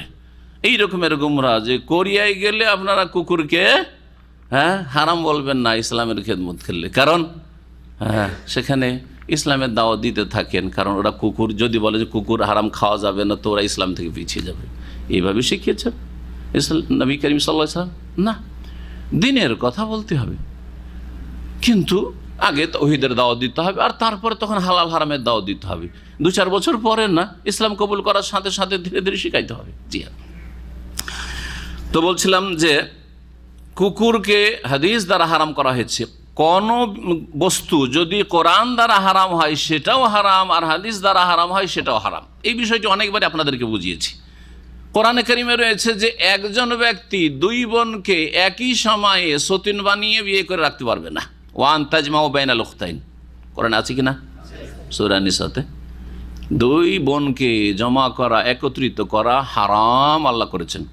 যেমন হররিমাত আলাইকুম উম্মাহাতুকুম, ওই আয়াতে আল্লাহ বলছেন তোমাদের মাকে হারাম করেছেন, দাদি নানি যেমন হারাম, ওই রকমই হারাম হচ্ছে 2 বোনকে জমা করা। অনেক গোমরা এরা যদি মাসলা জানার পরে জমা করে রাখে তাহলে মুরতাদ। জি, এটা কোরআনের বিধান। রাসূলুল্লাহ হাদিসের বিধান হচ্ছে যে আপনার স্ত্রী এবং তার ফুফু, আপন ফুফু বা বৈমাত্রীয় বৈপিত্রীয় ফুফু, সবগুলি ফুফু, 3 রকম ফুফু। চাস্তো ফুফু ফুফু নয়, আমাদের সমাজে আর চাস্তো ফুফু, খালাতো ফুফু, আর তারপরে মামাইতো ফুফু, তাই না? ওইসব ফুফু না, কিন্তু আপন ফুফু, বৈমাত্রীয় ফুফু, বৈপিত্রীয় ফুফু। এই স্ত্রী আর তার ফুফুকে দেখে সুন্দরী লাগলো, আর একটা বিয়ে করতে চান, বা তার সাথে প্রেমে পড়ে গেলেন, বিয়ে করে ফেললেন। ফুফু ভাতিজি আপনার স্ত্রী, জায়েজ? জায়েজ? অল্প লোক না করছে, বাকিগুলি জায়েজ করতে চাইছে, হারাম, ঠিক না? আচ্ছা, খালা, আপনার স্ত্রী আর স্ত্রীর খালা, আপন খালা, সৎ খালা, বৈমাত্রীয় বৈপিত্রীয় খালা, 3 রকম খালা। হারাম কি হারাম না? হ্যাঁ জি, অনেকে ও খালা শাশুড়ির কে দেখে ওকে ভালো লেগেছে, ওর প্রেমে পড়ে গেছে, আউযুবিল্লাহ। জি হ্যাঁ, ওকে বিয়ে করে ফেললো, কোর্ট ম্যারেজ করে ফেললো, হারাম। জমা করা চলবে না 2 জনকে, আপনার স্ত্রী আর তার খালাকে জমা করা চলবে না, আপনার স্ত্রী আর ফুফুকে জমা করা যাবে না। এই 2টো বিধান কোথায় আছে? আয়াত আছে? নেই। তাহলে কি দুটোতে পার্থক্য আছে নাকি? যে না না, এসব কথা বলা যাবে না, কারণ এটা হাদিস আছে, এটা পড়ে নাকি? না, দুটো একই রকম হারাম, একই রকম হারাম। এটা হচ্ছে সহিহ আকীদার ওলামাদের মাঝে আর এই গুমরাহ আলেমদের মাঝে পার্থক্য। তাদের কাছে কোরআন ও হাদিসের বিধানে এইরকম পার্থক্য আছে, পার্থক্য আছে, অথচ এগুলো হচ্ছে গুমরাহি। আল্লাহ বলছেন ওমা ওহিল্লা বিহি লিগাইরিল্লাহ, আল্লাহ হারাম করেছেন কয়টি কথা হইল? হ্যাঁ, মৃত জীবজন্তু, রক্ত আর শুকুরের গোস্ত, আর ওমা 4 নম্বর ওমা ওহিল্লা বিহি লিগাইরিল্লাহ, আর যার ওপর আল্লাহ ছাড়া অন্যের নাম উচ্চারিত হয়েছে, বা যেই জীবজন্তু আল্লাহ ছাড়া অন্যের জন্য অন্যের নামে ছেড়ে দেওয়া হয়েছে। জবাইয়ের সময় শুধু নয়, এর একটা অবস্থা হচ্ছে জবাইয়ের সময় আল্লাহ ছাড়া অন্যের নাম নেওয়া হয়েছে, বা নাম নেওয়া হয়নি কিন্তু আল্লাহ ছাড়া অন্যের সন্তুষ্টির জন্য, সান্নিধ্যের জন্য জবাই করা হয়েছে। মাজারে যে জবাই করা হয়, বিসমিল্লাহ আল্লাহু আকবার বলেই জবাই করে, কিন্তু এই জবাইটা এখানে মাজারে ওরসে এসে হচ্ছে কার নৈকট্য লাভের জন্য বা সান্নিধ্য লাভের জন্য? হ্যাঁ, আল্লাহর না, ওই বাবা খুশি হবে, কারণ বাবার আস্তানাতে জবাই করবে এটা, যাতে করে বাবার সন্তুষ্টি হাসিল করা যায়। জি, বাবার সান্নিধ্য লাভ করা যায়, বাবার কাছে কিছু গরজ আছে আমাদের, সেটা পুরা হয় সেই উদ্দেশ্যে। সুতরাং এইরকম জীবজন্তু হারাম, তার গোস্ত হারাম। ভালো করে আজকে শুনেন, অনেকেই খেয়াল করেন না, ওরসে ওই যে খাসি মোরগগুলো জবাই হয়, সেগুলি ওই বাবার অনিষ্টের ভয়ে যদি জবাই না করি, কারণ আমরা এই তরিকার লোক, জবাই না করি তাহলে ক্ষয়ক্ষতি হতে পারে, বাপদাদা করে আসছে, আর না হলে কিছু আশা নিয়ে জবাই করেছি যে তার কাছে কিছু পাবো, ওই কবরওয়ালা মাজারওয়ালার কাছে। এই রকম জীবজন্তুর গোস্ত খাওয়া হারাম, যদিও আল্লাহর নামে জবাই করা হয়। নামটা মুখে শুধু আল্লাহর বললেন, কিন্তু সান্নিধ্য আল্লাহর নয়। হ্যাঁ, কার? গায়রুল্লাহর। গায়রুল্লাহর কয়টা অবস্থা হইল? দুইটা অবস্থা। একটা হচ্ছে যে জবাই করার সময় গায়রুল্লাহর নামে, যেমন হিন্দুরা কালী মায়ের নামে জবাই করে, আর মুসলিমরা কোনো পীর ওলির নামে জবাই করছে বা নবীর নামে জবাই করছে, ধরেন হ্যাঁ, যে অমুকের নাম নিয়ে জবাই করছে, আল্লাহর নাম নিয়ে জবাই নয়। আর একটা হচ্ছে যে নাম আল্লাহ নিল, কিন্তু আল্লাহ ছাড়া অন্যের সন্তুষ্টির জন্য, অন্যের অনিষ্ট থেকে বাঁচার জন্য, রক্ষার জন্য জবাই করলো। কেউ জিনের ভয়ে জবাই করলো, কেউ জিনের কাছে কিছু কামনা বাসনা আছে। কবিরাজ বলেছে যে এই এটা কালো মোরগ অথবা কালো খাসি অথবা সাদা খাসি, সাদা মোরগ জবাই করে পুকুরে রেখেছো। কেন রেখে আসতে বললো? গায়রুল্লাহর জন্য এটা জবাই করা হয়েছে, ওই জিনের ভয়ে। তোমার বাড়িতে জিন, হ্যাঁ, তোমাদেরকে পেরেশান করছে, সুতরাং জিনের অনিষ্ট থেকে রক্ষা, জিনকে রাজি করতে হবে, জিন ওখান থেকে তাহলে বিদায় হয়ে যাবে, এটা পেলে রাজি হয়ে। এই গোস্ত খাওয়া হারাম এবং এটা হচ্ছে শিরক, এটা হচ্ছে শিরক আর বড় লানতের কাজ। কারণ এটা বড় শিরক, সুতরাং বড় লানতের কাজ। লানত দুই রকম, গত সপ্তাহে বলেছি। এইরকমই যেসব জীবজন্তু ছেড়ে দেওয়া হয়েছে গায়রুল্লাহর নামে, হ্যাঁ, সেটা কোনো দেবদেবীর নামে ছাড়া হোক বা কোনো দরগার নামে ছাড়া হোক, কোনো বাবার নামে ছাড়া হোক, কোনো মায়ের নামে ছাড়া হোক, যদি ছেড়ে দেওয়া হয়েছে, কিসের জন্য ছাড়া হয়েছে? যে এটা অমুক পীরের খাসি, জি হ্যাঁ, অমুক বাবার এটা হচ্ছে মোরগ, গরু, এভাবে ছেড়ে দেওয়া হয়েছে, তারও গোস্ত খাওয়া হারাম। কারণ এটা হোক ওহিল্লা লেগাইরিল্লাহ বেহি বা ওহিল্লা বেহি লেগাইরিল্লাহ, দুই রকম করে আয়াত রয়েছে কয়েক জায়গায় এই আয়াতগুলো। আর একটা হচ্ছে জীবজন্তু নয়, কোনো বস্তু, দ্রব্য, খাদ্য। কলা, হিন্দুদের পূজার সময় খুব কলা বিক্রি হয়, জানা আছে না নেই? মিষ্টি খুব বেশি বিক্রি হয়, হয় না? হয় না? মিষ্টিগুলো দেবদেবীর সামনে রাখা হয় বা কলা রাখা হয়। তারপরে মাজারে কোনো কিছু রাখা হচ্ছে, ধরেন হ্যাঁ, মাজার নিচে শিরনি বিতরণ হচ্ছে, কিসের জন্য? ওই বাবার সান্নিধ্য লাভের জন্য, বাবার সন্তুষ্টি বিধানে। জি হ্যাঁ, ওই মাজারে কিছু পাবো সেই জন্য সেখানে কোনো খাবার দাবার। এর চেয়ে বড় বড় বড় ডেগ চড়ে, জানা আছে কিনা? আজমেরে সবচেয়ে বড়, ভারতের রাজস্থান আজমেরে সবচেয়ে বড় ডেগ চড়াই খিচুড়ির ডেগ। আর খিচুড়ি নিয়ে একবারে কাড়াকাড়ি, কারণ এটা বাবার খিচুড়ি, খাজা মঈনুদ্দিন চিশতি গরিব নওয়াজের খিচুড়ি। এই খিচুড়ি খেতে পাওয়া হচ্ছে বড় সৌভাগ্য মুশরিকিনদের কাছে। জি হ্যাঁ, হিন্দুও খিচুড়ি খেতে যায়, শিখও যায়, আর নামধারী মুসলিমও যায়, আর খ্রিস্টানও যায়, সবাই যায়। এই ধর্মে, বহুত্ববাদের শিরকের ধর্মে সবাই এক। জি হ্যাঁ, এই খিচুড়ি খাওয়া কেমন? এই আয়াতের অন্তর্ভুক্ত। অমা ওহিল্লা বেহি লেগাইরিল্লাহ, আল্লাহ ছাড়া অন্যের জন্য এই খিচুড়ি ডেক চড়েছে। এই খাবার কি জন্য এত বরকতের হয়ে গেছে? কারণ এটা বাবার নামের খিচুড়ি, বোঝা গেছে না? সেটাই এর অন্তর্ভুক্ত, সুতরাং খাওয়া যাবে না। জি হ্যাঁ, এই শিরকি খাবারগুলি অনেক সময় আপনাদের কাছে আসে, খাওয়া যাবে না। এই মর্মে আরও বলে দিচ্ছি, 25শে ডিসেম্বর ক্রিসমাস উপলক্ষে যে খাবারগুলি খ্রিস্টানরা আপনাকে দেয়, অনেকে জিজ্ঞেস করেন, এই মাসালার উত্তর এই আয়াতে আছে, এখানে আছে। এই খাবারগুলি হ্যাঁ কিসের জন্য? আল্লাহর জন্য না। তাদের ভ্রান্ত ক্রিসমাস, ভ্রান্ত ধারণা যে ঈসা আলাইহিস সালামের জন্ম এই দিনে। কোনো প্রমাণ তাদের কাছে নেই যে 25শে ডিসেম্বর এই সময় জন্ম। 25শে ডিসেম্বর সবসময় শীতকাল থাকে, ডিসেম্বর সবসময় শীতকাল থাকে। আর গবেষক ওলামারা বলেছেন যে ঈসা আলাইহিস সালামের জন্ম গরমের দিনে হয়েছে, গ্রীষ্মকালে। সুতরাং 25শে ডিসেম্বরের জন্মই আদৌ জন্ম না হয় ঈসা আলাইহিস সালামের। জি, কোনো ঐতিহাসিক প্রমাণ নাই তাদের কাছে। তো এই ক্রিসমাস উপলক্ষে যেসব খাবার দাবার দেওয়া হয় সেগুলিও হারাম। জি, কিছু বিদাতি খাবার আছে, সেগুলি হারাম বলবো না, কিন্তু সেগুলি বর্জন করে যদি ওই বেদাতিদের সংশোধন করা যায় তাহলে বর্জন করতে হবে। যেমন মিলাদুন নবীর খাবার, শবে বরাতে হালুয়া রুটি, আর কি 40 আর খাবার। হ্যাঁ, তো দেখতে হবে যে এদের খাবারগুলি, খাবার খেতে দাওয়াত খেতে যাবেন না। বেদাতি দাওয়াত খেলে তো বেদাতির সহযোগিতা হইলো, কিন্তু আপনার বাড়িতে খাবারটা পাঠিয়ে দিয়েছে, এখন খাবারটা ফেলে দিবেন আর না খাবেন, তখন নষ্ট না করে সেটা খেয়ে ফেলবেন। কারণ এটা বেদাতি খাবার, এটা শিরকি খাবার নয়, শিরকি খাবার এটা নয়। কিন্তু দাওয়াত খেতে গেলে তো সহযোগিতা হইলো, সমর্থন করা হলো তাদের। সুতরাং বেদাতি খাবার খেতে যাওয়া জায়েজ নয়। যে আমি তো এটা পছন্দ করি না, তবে কি করবো, সবাই গ্রামের সবাই বরাতে হালুয়া রুটি করছে, ওদের খেতে গেছিলাম একটু। আর আমি তো আসলে কোরআন খানি আর এসব বক্সানো করি না, কিন্তু দাওয়াত দিয়েছিল, সে খেতে গেছিলাম। কবর জিয়ারতের খানা খেতে গেছিলাম, কবর জিয়ারতের জন্য যে ভাড়া করে গোটা গ্রামের লোককে খাওয়াইয়ে দাওয়াইয়ে, এটা বেদাতি খাবার। হ্যাঁ, এইরকমই বিভিন্ন যে খাবারগুলি রয়েছে কুলখানির ফাতেহাখানি আর যতগুলি খাবার রয়েছে এগুলি হচ্ছে বেদাতি খাবার। বেদাতি খাবার থেকে বেঁচে থাকা, বর্জন করে, সংশোধন করা গেলে বর্জন করবেন। আর দাওয়াত খাওয়া যাবে না, কারণ ওখানে পাপের জায়গা, বেদাতি দাওয়াত, সুতরাং সেখানে যাওয়া যাবে না। আপনার বাড়িতে কেউ পাঠিয়ে দিয়েছে, সুতরাং এটা শিরকি খাবার যেহেতু নয়, সুতরাং নষ্ট না করে তখন খেয়ে নিতে পারেন। কিন্তু যদি দেখা যায় যে আপনি একজন প্রভাবশালী মানুষ, আপনি যদি তার এইটা ফিরিয়ে দিয়ে তার বাড়িতে ফিরিয়ে দেন, আর ফিরিয়ে দিলে তার কোনো প্রতিক্রিয়া দিয়ে আপনার ক্ষতি করতে পারবে না, তাহলে এই দিয়ে যদি শিক্ষা তাদের হয়, তাহলে এই শিক্ষামূলক কি করতে হবে, এই খাবার ফিরিয়ে দিতে হবে।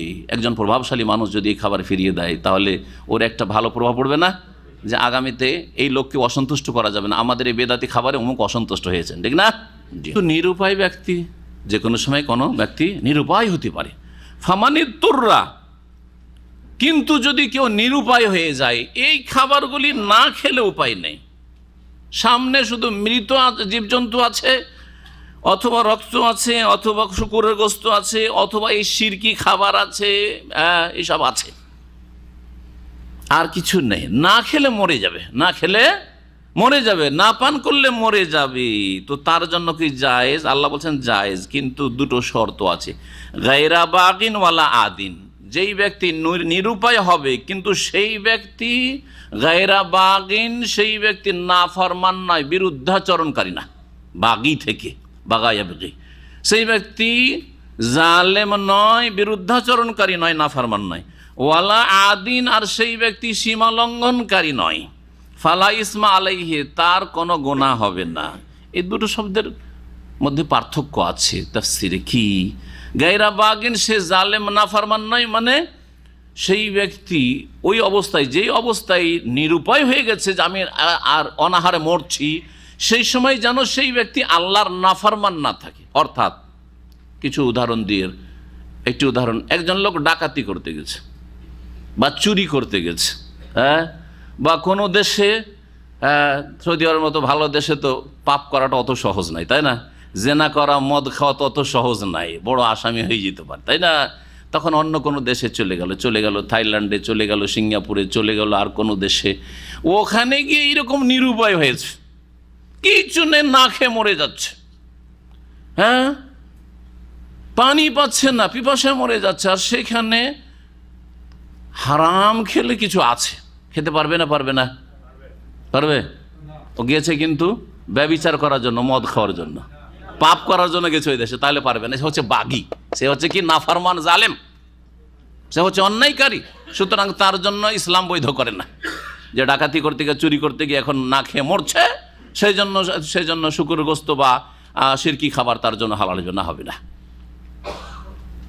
কিন্তু একজন ব্যক্তি যদি জায়েজ সফরে গেছে, কোথাও ভ্রমণ করতে গেছিল, এটা জায়েজ সফর, এমনি ভ্রমণ করতে গেছিল, অথবা নেকির সফরে গেছে, হজে গেছে, ওমরায় গেছে, বাপমার সাথে সাক্ষাৎ করতে গেছে, আত্মীয়দের সাথে দেখাশোনা করতে গেছে, এইরকম কোনো নেকির কাজে, বা এলেম শিখতে গেছে, কোথাও বিদ্যা অর্জনের জন্য গেছে, রুজি রোজগারের জন্য গেছে, আর যাওয়ার পরে সেখানে একেবারে নিরুপায় হয়ে গেছে, না খেয়ে মরে যাচ্ছে, তখন কি করতে পারবে? সে বাগী নয়, গায়রা বাগিন, সে হচ্ছে আল্লাহর নাফরমান নয় সেই ব্যক্তি, তার জন্য জায়েজ, তার জন্য হারাম খাওয়া আপাতত জায়েজ। কতটা জায়েজ? আল্লাহ বলছেন ওয়ালা আদিন, খেতে গিয়ে আবার সীমা লঙ্ঘনকারী যেন না হয়।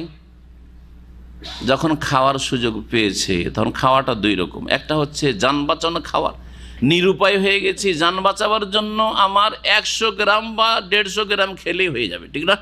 কোনো ব্যক্তির, সে যখন পেয়েছে 1 কিলো খেয়ে ফেললো, জায়েজ না? চলবে না। ওয়ালা আদিন, সীমা লঙ্ঘনকারী না হয়, যতটা খেয়ে জান বেঁচে যায় ততটাই যথেষ্ট।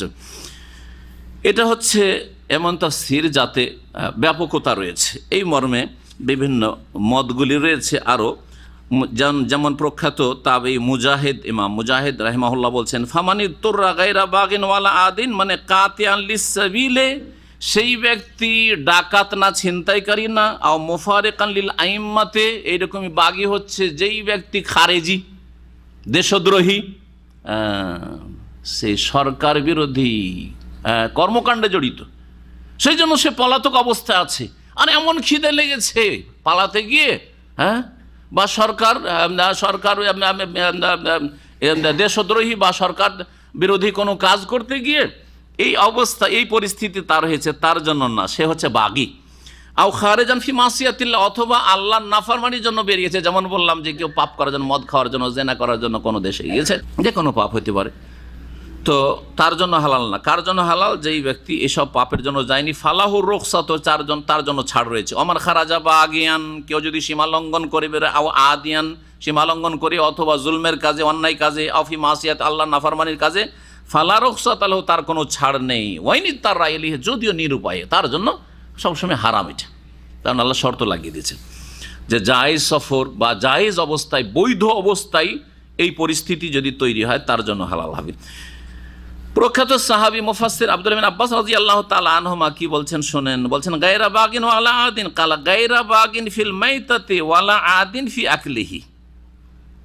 সে সুবিধাবাদী নয় যে একটু সুযোগ পেলে আমি মৃত জীবজন্তু খেয়ে ফেলবো, এরকম নয়।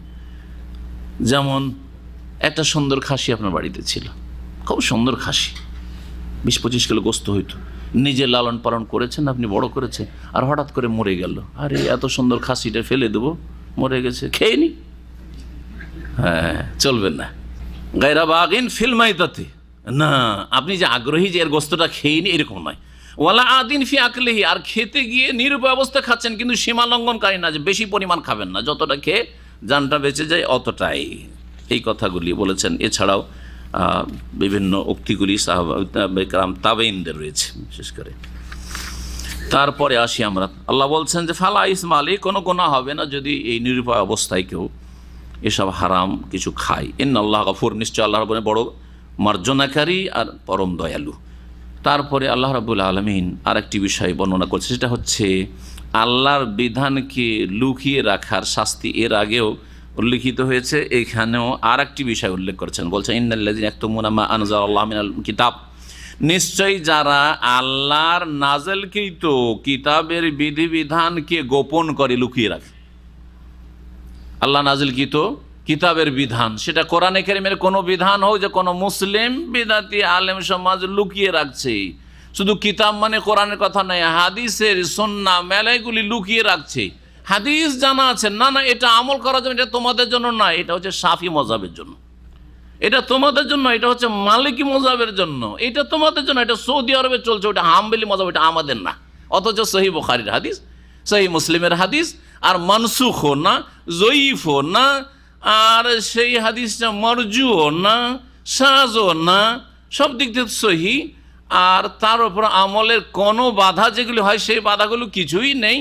তারপরে বলছে এটা করা যাবে না, কারণ আমাদের ইমাম সাহেব যে বলেননি, আমাদের ইমাম সাহেবের আনুগত্য ফরজ, যদিও হাদিস আসুক না কেন তার বিরোধী।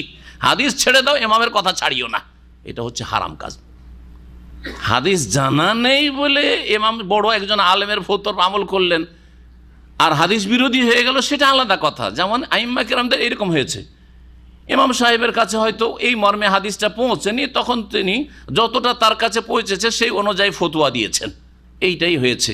এই মর্মে একটি সুন্দর কিতাব শাইখুল ইসলাম ইবনে তাইমিয়া রাহিমাহুল্লাহর আছে, পড়ে নিতে বলবো আলেম সমাজকে। কিতাবটি অত্যন্ত গুরুত্বপূর্ণ কিতাব। ইমাম সাহেবরা চার ইমাম, আবু হানিফা, শাফি, মালিক, আহমদ রাহিমাহুল্লাহ, বিশেষ করে এই চার ইমাম, তাদের মাঝে যে ইখতিলাফ হয়েছে মাসলা মাসাইলে, অনেক ফরজ ওয়াজিবের ক্ষেত্রে ইখতিলাফ, অনেক সুন্নার ক্ষেত্রে ইখতিলাফ। এক মযহাবে একটি বিদআত, আর এক মযহাবে ওইটি হচ্ছে সুন্নাত, এক মযহাবে ফরজ, আর এক মযহাবে নাজায়েজ। এই যে ফতোয়াগুলিতে ইখতিলাফ হয়েছে, এক মযহাবে সূরা ফাতিহা না পড়ে নামাজ হয় না, আর এক মযহাবে সূরা ফাতিহা ইমামের পিছনে পড়াই যায় না, জি নিষেধ। তো এই যে এত দূরত্ব ইখতিলাফে হয়েছে, তারা কি ইচ্ছা করে এইরকম বিরোধ সৃষ্টি করেছেন নাকি? ইচ্ছা করে সহিহ হাদিসগুলি ছেড়ে দিয়েছেন নাকি? না তারা এই উম্মতকে চার ভাগে নিজেরা বিভক্ত করে গেছেন? না, কখনো করেননি তারা। কিতাবটি পড়লে বুঝতে পারবেন। আর বাংলায় অনুবাদও হয়েছে, অনেক আগে দেখেছিলাম বাংলায় অনুবাদ, কিন্তু তার টাইপটা পুরাতন যুগের খুব সুন্দর ছিল না। কিতাবের নাম আরবিতে রাফউল মালাম আনিল আইম্মাতিল আলাম, রাফউল মালাম আনিল আইম্মাতিল আলাম। বড় বড় আইম্মাই কেরামরা যে ইখতিলাফ করেছেন, তাদের ওপর যে মালামত বা তিরস্কার আসছে, যে আপনারা এই হাদিস ছাড়লেন কেন, এই হাদিস ছাড়লেন কেন, এই হাদিস ছাড়লেন কেন, সেটা দূরীকরণ মানে তাদের ওপর কোনো তিরস্কার করা যাবে না। তারা অজান্তে হাদিসগুলি ছেড়ে দিয়েছেন, তাদের কাছে হয় হাদিসই পৌঁছেনি, আর না হলে হাদিসটা পৌঁছেছে তখন বিশুদ্ধ সূত্রে পৌঁছেনি, অথবা বিভিন্ন কারণ হয়েছে, যার ফলে তারা হাদিসগুলি সহি সহি হাদিসের বিপরীত ফতোয়া দিয়েছেন, পরবর্তীকালে সেটা প্রকাশ পেয়েছে।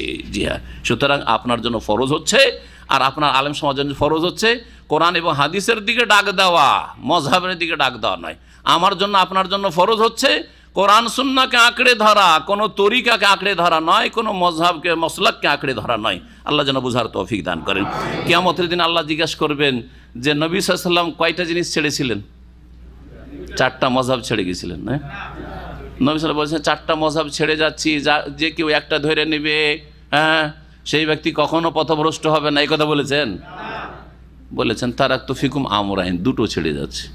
লান তাদিল্লু, তোমরা কখনো গুমরাহ হবে না। মা তামাসসাকতুম বিহিমা, যতদিন দুটোকে শক্ত করে ধারণ করবে। কিতাব আল্লাহ, একটি হচ্ছে আল্লাহর কিতাব, আরেকটি হচ্ছে আমার সুন্নাহ। সুতরাং এই মজহাবের ফতোয়াগুলিকে, মাসলাগুলিকে কোরআন সুন্নাহ দিয়ে যাচাই বাছাই করতে হবে। এটা হচ্ছে মধ্যম শ্রেণীর আলেমদের কাজ। কমপক্ষে একেবারে ছোট আমাদের সমাজে যারা আলেম বলছেন, ওরা আসলে তো আলেম না, ওরা, যার ফলে ওরা তো নিজেরা দলিল বুঝে না। তো ওরা কি করে আপনার থেকে বেশি পার্থক্য করবে যে এটা বেশি ঠিক, ওইটা বেশি ঠিক নয়, এটা দুর্বল, ওটা সহি, তো জানেই না বেচারারা।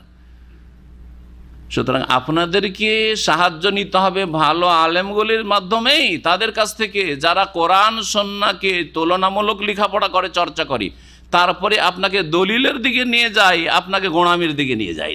নিশ্চয় যারা আল্লাহর কিতাবে নাযিলকৃত বিষয়গুলিকে গোপন করবে, ওয়ায়াশতারুনা বিহি সামানান কালিলা, আর তার বিনিময়ে অল্প মূল্য গ্রহণ করবে, তার বিনিময়ে অল্প মূল্য গ্রহণ করবে। অর্থাৎ দুনিয়ার স্বার্থ হচ্ছে অল্প মূল্য, সামানুন কালিল, আর দিন হচ্ছে মূল্যবান বস্তু। দিন কি করলো? নষ্ট করলো, দিনের বিধিবিধান নষ্ট করলো, আর দুনিয়ার স্বার্থ পূরণ করলো। এইরকম কাজ যারা করবে, যারা তৌহিদের দিকে দাওয়াত দেয় না, শিরকের ওপর নীরব থেকে যায়, সুন্নাহর দিকে দাওয়াত দেয় না, বিদাতের ওপর চুপ থেকে যায়। দেখেন, এগুলোকে বিদাত বললে ঝামেলা সৃষ্টি হবে, সব ফিতনা হবে। আর এইসব কথা বলতে নেই। আপনি ওখানে করছেন, খুব যদি ভালো হয় বলছেন ঠিক আছে, ওখানে করেছেন, এখানে এইসব করতে যায়েন না, ঝামেলা সৃষ্টি হবে। এসব ঝামেলা কেন করতে যাচ্ছেন আপনি? বোঝা গেছে না? জি হ্যাঁ, এরা দুনিয়ার স্বার্থকে, এটা হচ্ছে সামানুন কালি, অল্প মূল্য গ্রহণ করেছে, আর যেটা মূল্যবান বস্তু সেটাকে তারা বিক্রি করে দিয়েছে, অর্থাৎ দিনকে বিক্রি করে দিয়েছে। তাদের শাস্তি শুনুন। আল্লাহ বলছেন উলাইকা মা ইয়াকুলুনা ফি বুতুনিহিম ইল্লান নার, ওরা এমন লোক যারা তাদের পেটে জাহান্নামের আগুন ছাড়া আর কিছু ভক্ষণ করে না। ওয়ালা ইউকাল্লিমুহুমুল্লাহু ইয়াওমাল কিয়ামাতি, আর তাদের সাথে দ্বিতীয় শাস্তি, কিয়ামতের দিনে আল্লাহ কথাই বলবেন না, কিন্তু হিসাব নেওয়ার সময় সবার সাথে কথা বলবেন। তাহলে এখানে কথা বলবেন না মানে দয়ার নজরে, মায়ার দৃষ্টিতে কথা বলবেন না। জি হ্যাঁ, কথা বলবেন না মানে দয়া মায়ার কথা বলা দুই রকম। আমরা যে কথা বলি, কথা বলা দুই রকম। অনেকের সাথে কথা বলেন কিন্তু কোনো দয়া মায়া নেই, কথা বলছেন না, না বললে চলবে না, কথা বলতে হবে হয়তো।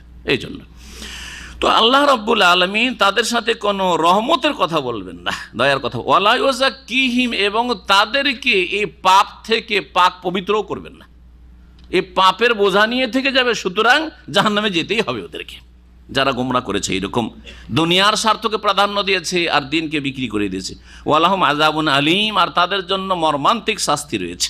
জি, এই আয়াত যেমন ইহুদি খ্রিস্টানদের ধর্মগুরুদের ক্ষেত্রে, যেমন হিন্দুদের ধর্মগুরুদের ক্ষেত্রে যারা তৌহিদের কিছু জ্ঞান রাখে, ঠিকই তেমনি মুসলিম সমাজের বেদাতপন্থী আলেম সমাজের ক্ষেত্রে এই আয়াত, যারা কোরআন ও হাদিসের যথেষ্ট জ্ঞান রাখে, অপব্যাখ্যা করে, ভুল ব্যাখ্যা করে, স্বাধীনভাবে ব্যাখ্যা করে, নবী করিম সাল্লাল্লাহু আলাইহি ওয়াসাল্লামের সাহাবায়ে কেরামরা যেইভাবে বুঝেছেন সেইভাবে তারা বুঝে না।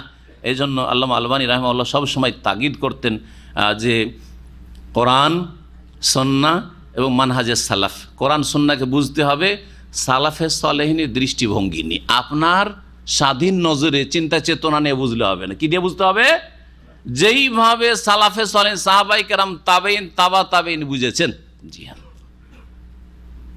আপনি যখন একটা মাসলা, একটা হাদিস থেকে বুঝতে যাচ্ছেন, দেখতে হবে যে আমি যেভাবে বুঝছি কোন সাহাবী এভাবে বুঝেছেন, সাহাবীরা এই আমলটা করেছেন, হ্যাঁ, তাবেইনরা করেছেন, তাবা তাবেইনরা করেছেন, যেমন ইল্লাল্লাহর জিকির, এই এক গুমরাহ বেদাতীরা বলছে ইল্লাল্লাহর জিকির করা যাবে। হ্যাঁ, ইল্লাল ইজখির বলেছেন না, ইল্লাল্লাহর জিকির করা যাবে।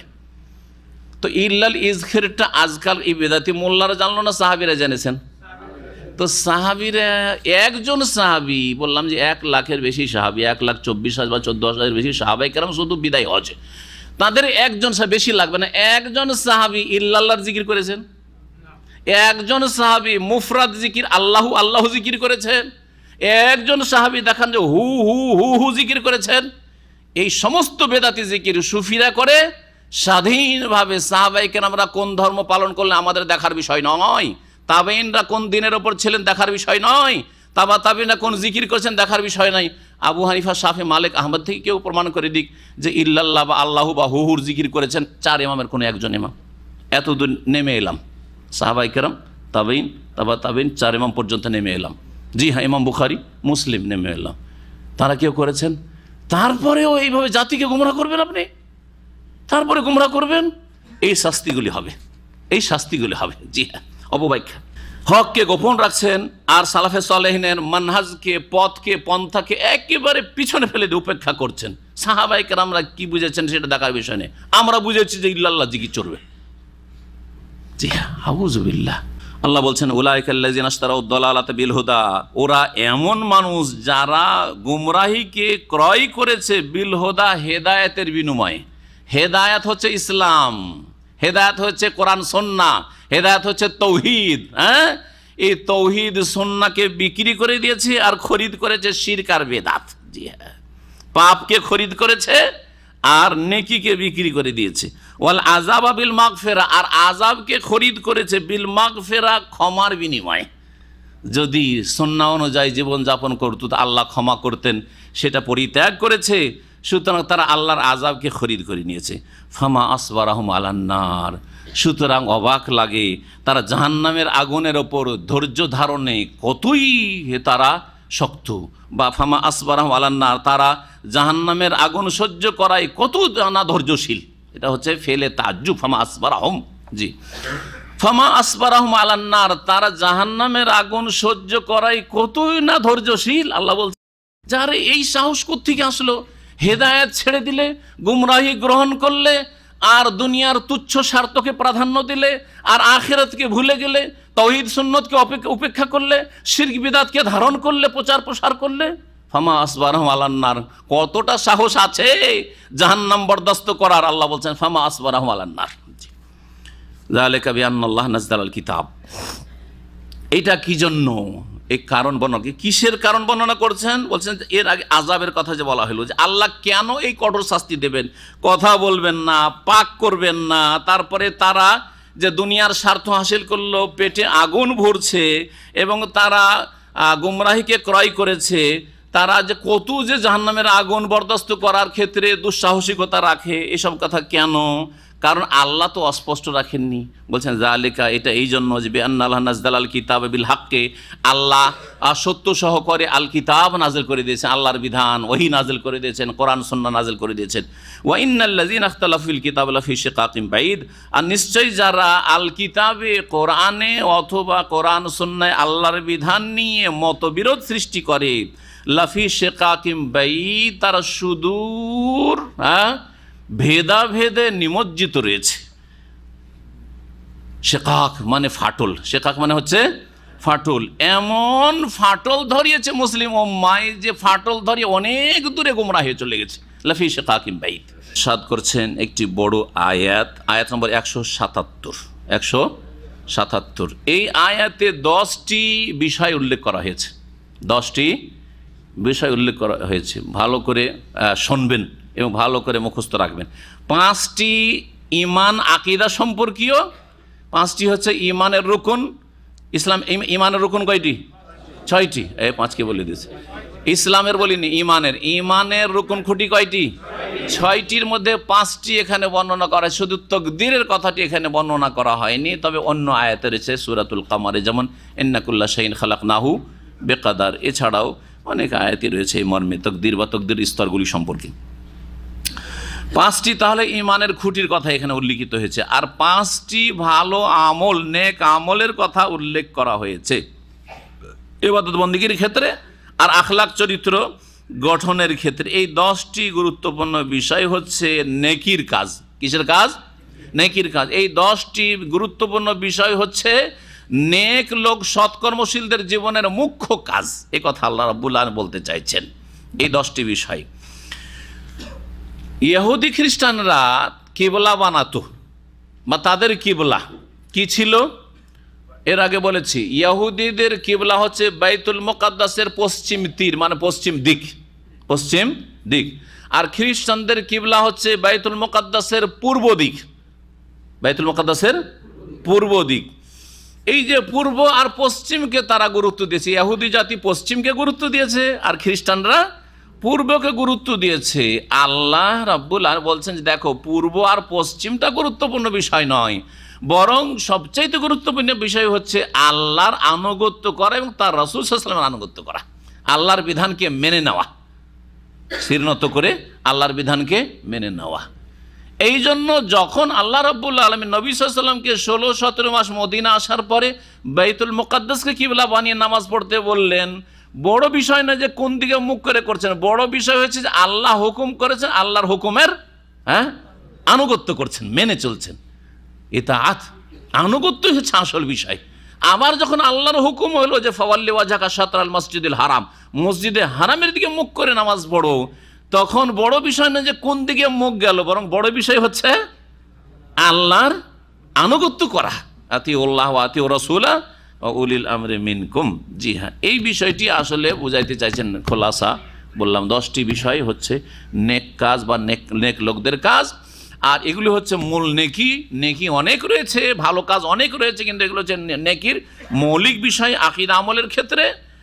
আর পশ্চিম, পূর্ব, উত্তর না দক্ষিণ কোন দিকে মুখ হলো সেটা বড় বিষয় নাই, সবচেয়ে বড় বিষয় হচ্ছে আল্লাহর আনুগত্য করা। এই জন্য অপারগ ব্যক্তি যে পারছে না, কিবলার দিকে মুখ করতে পারছে না, নামাজ পড়লো যেদিকে মুখ করে পারে, কোনো পার্থক্য আছে নামাজে? যে আমি কিবলামুখী হয়ে নামাজ পড়লাম আর আরেকজন নিরুপায়ী, হাত পা বাঁধা আছে উত্তর দক্ষিণ করে, অথবা অচল বিছানায় শায়িত অবস্থায়, তাকে কেউ কিবলামুখী করে দেওয়ার লোকও নেই, ওই অবস্থায় নামাজ পড়লো, দুই নামাজে কোনো পার্থক্য আছে নাকি? কোনো পার্থক্য নেই। কারণ আমি আল্লাহর আনুগত্য করলাম, আমার শরীর চলছে, সুতরাং আমি কিবলামুখী হইলাম, আর তার শরীর চলে না বা সে কিবলামুখী হইতে পারে না। আল্লাহর আনুগত্য যে নামাজ অক্ত হলে পড়তে হবে, পড়েছে, ব্যাস যথেষ্ট। সুতরাং এরোপ্লেনে যাচ্ছেন, আপনি ট্রেনে যাচ্ছেন, সময় পার হয়ে যাচ্ছে, আর নামাজ কাজা করা যাবে না। নামাজ ওই সময় যেই দিকে হোক না কেন পড়ে নিতে হবে। আপনার নামাজ আর আমার এই জমিনে কিবলামুখী নামাজ পড়াতে কোনো পার্থক্য নেই, কারণ মুখ্য উদ্দেশ্য হচ্ছে আল্লাহ এবং রসুলের আনুগত্য করা। সেও আল্লাহ এবং রসুলের আনুগত্য করলো, আর আমি আল্লাহ এবং রসুল সাল্লাল্লাহু আলাইহি ওয়াসাল্লামের আনুগত্য করলাম। জি হ্যাঁ, বলছেন লাইসাল বিররা আন তুওয়াল্লু ওয়াজুহাকুম কিবালাল মাশরিকি ওয়াল মাগরিব, নেকির বিষয় এই নয় যে তোমরা তোমাদের মুখমণ্ডল ফিরালে পূর্ব দিকে নাকি পশ্চিম দিকে। ওয়ালাকিন্নাল বিররা, তবে আসল নেকি হচ্ছে মান আমানা বিল্লাহি ওয়াল ইয়াউমিল আখির ওয়াল মালায়েকাতি ওয়াল কিতাবি ওয়ান নাবিয়িন। এই পর্যন্ত 5টি ঈমানের খুঁটি বা স্তম্ভ বর্ণনা করা হয়েছে। ওয়ালাকিন্নাল বিররা, তবে নেকি হচ্ছে, নেকি হচ্ছে বলে মান বলা হচ্ছে। আরবি যারা গ্রামার বোঝে তাতে যেন অর্থটা এই শব্দের সাথে মিল খাচ্ছে না, সেই জন্য এখানে একটা তাফসির আছে, যারা আরবি গ্রামার বুঝেন তাদের জন্য বলছি এটা শুধু। ওয়ালাকিন্নাল বিররা বিররু মান আমানা বিল্লাহি, ওয়ালাকিন্নাল বিররা বিররু মান আমানা বিল্লাহ, এটা একটা তাওয়িল, এটা হচ্ছে একটা তাফসির।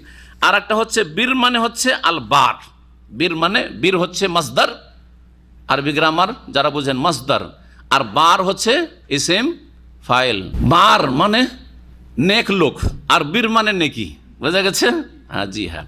আল্লাহ বলছেন যে ওয়ালাকিন্নাল বিররা মান আমানা বিল্লাহি ওয়াল ইয়াউমিল আখির, তবে নেকি হচ্ছে ওই লোকের নেকি যেই ব্যক্তি আল্লাহর প্রতি ঈমান রাখে, পরকালের প্রতি বিশ্বাস রাখে, ফেরেশতার প্রতি বিশ্বাস রাখে, কিতাব কোরআনে কারীমের প্রতি বিশ্বাস রাখে, আর তার আগে যেসব আসমানি কিতাব নাযিল হয়েছে সেগুলিকে আসমানি কিতাব হিসেবে বিশ্বাস রাখে, ওয়ান নাবিয়িনা, এবং নবীগণের প্রতি বিশ্বাস স্থাপন করে। এগুলো হচ্ছে কি? নেকির কাজ। এগুলো হচ্ছে কিসের কাজ?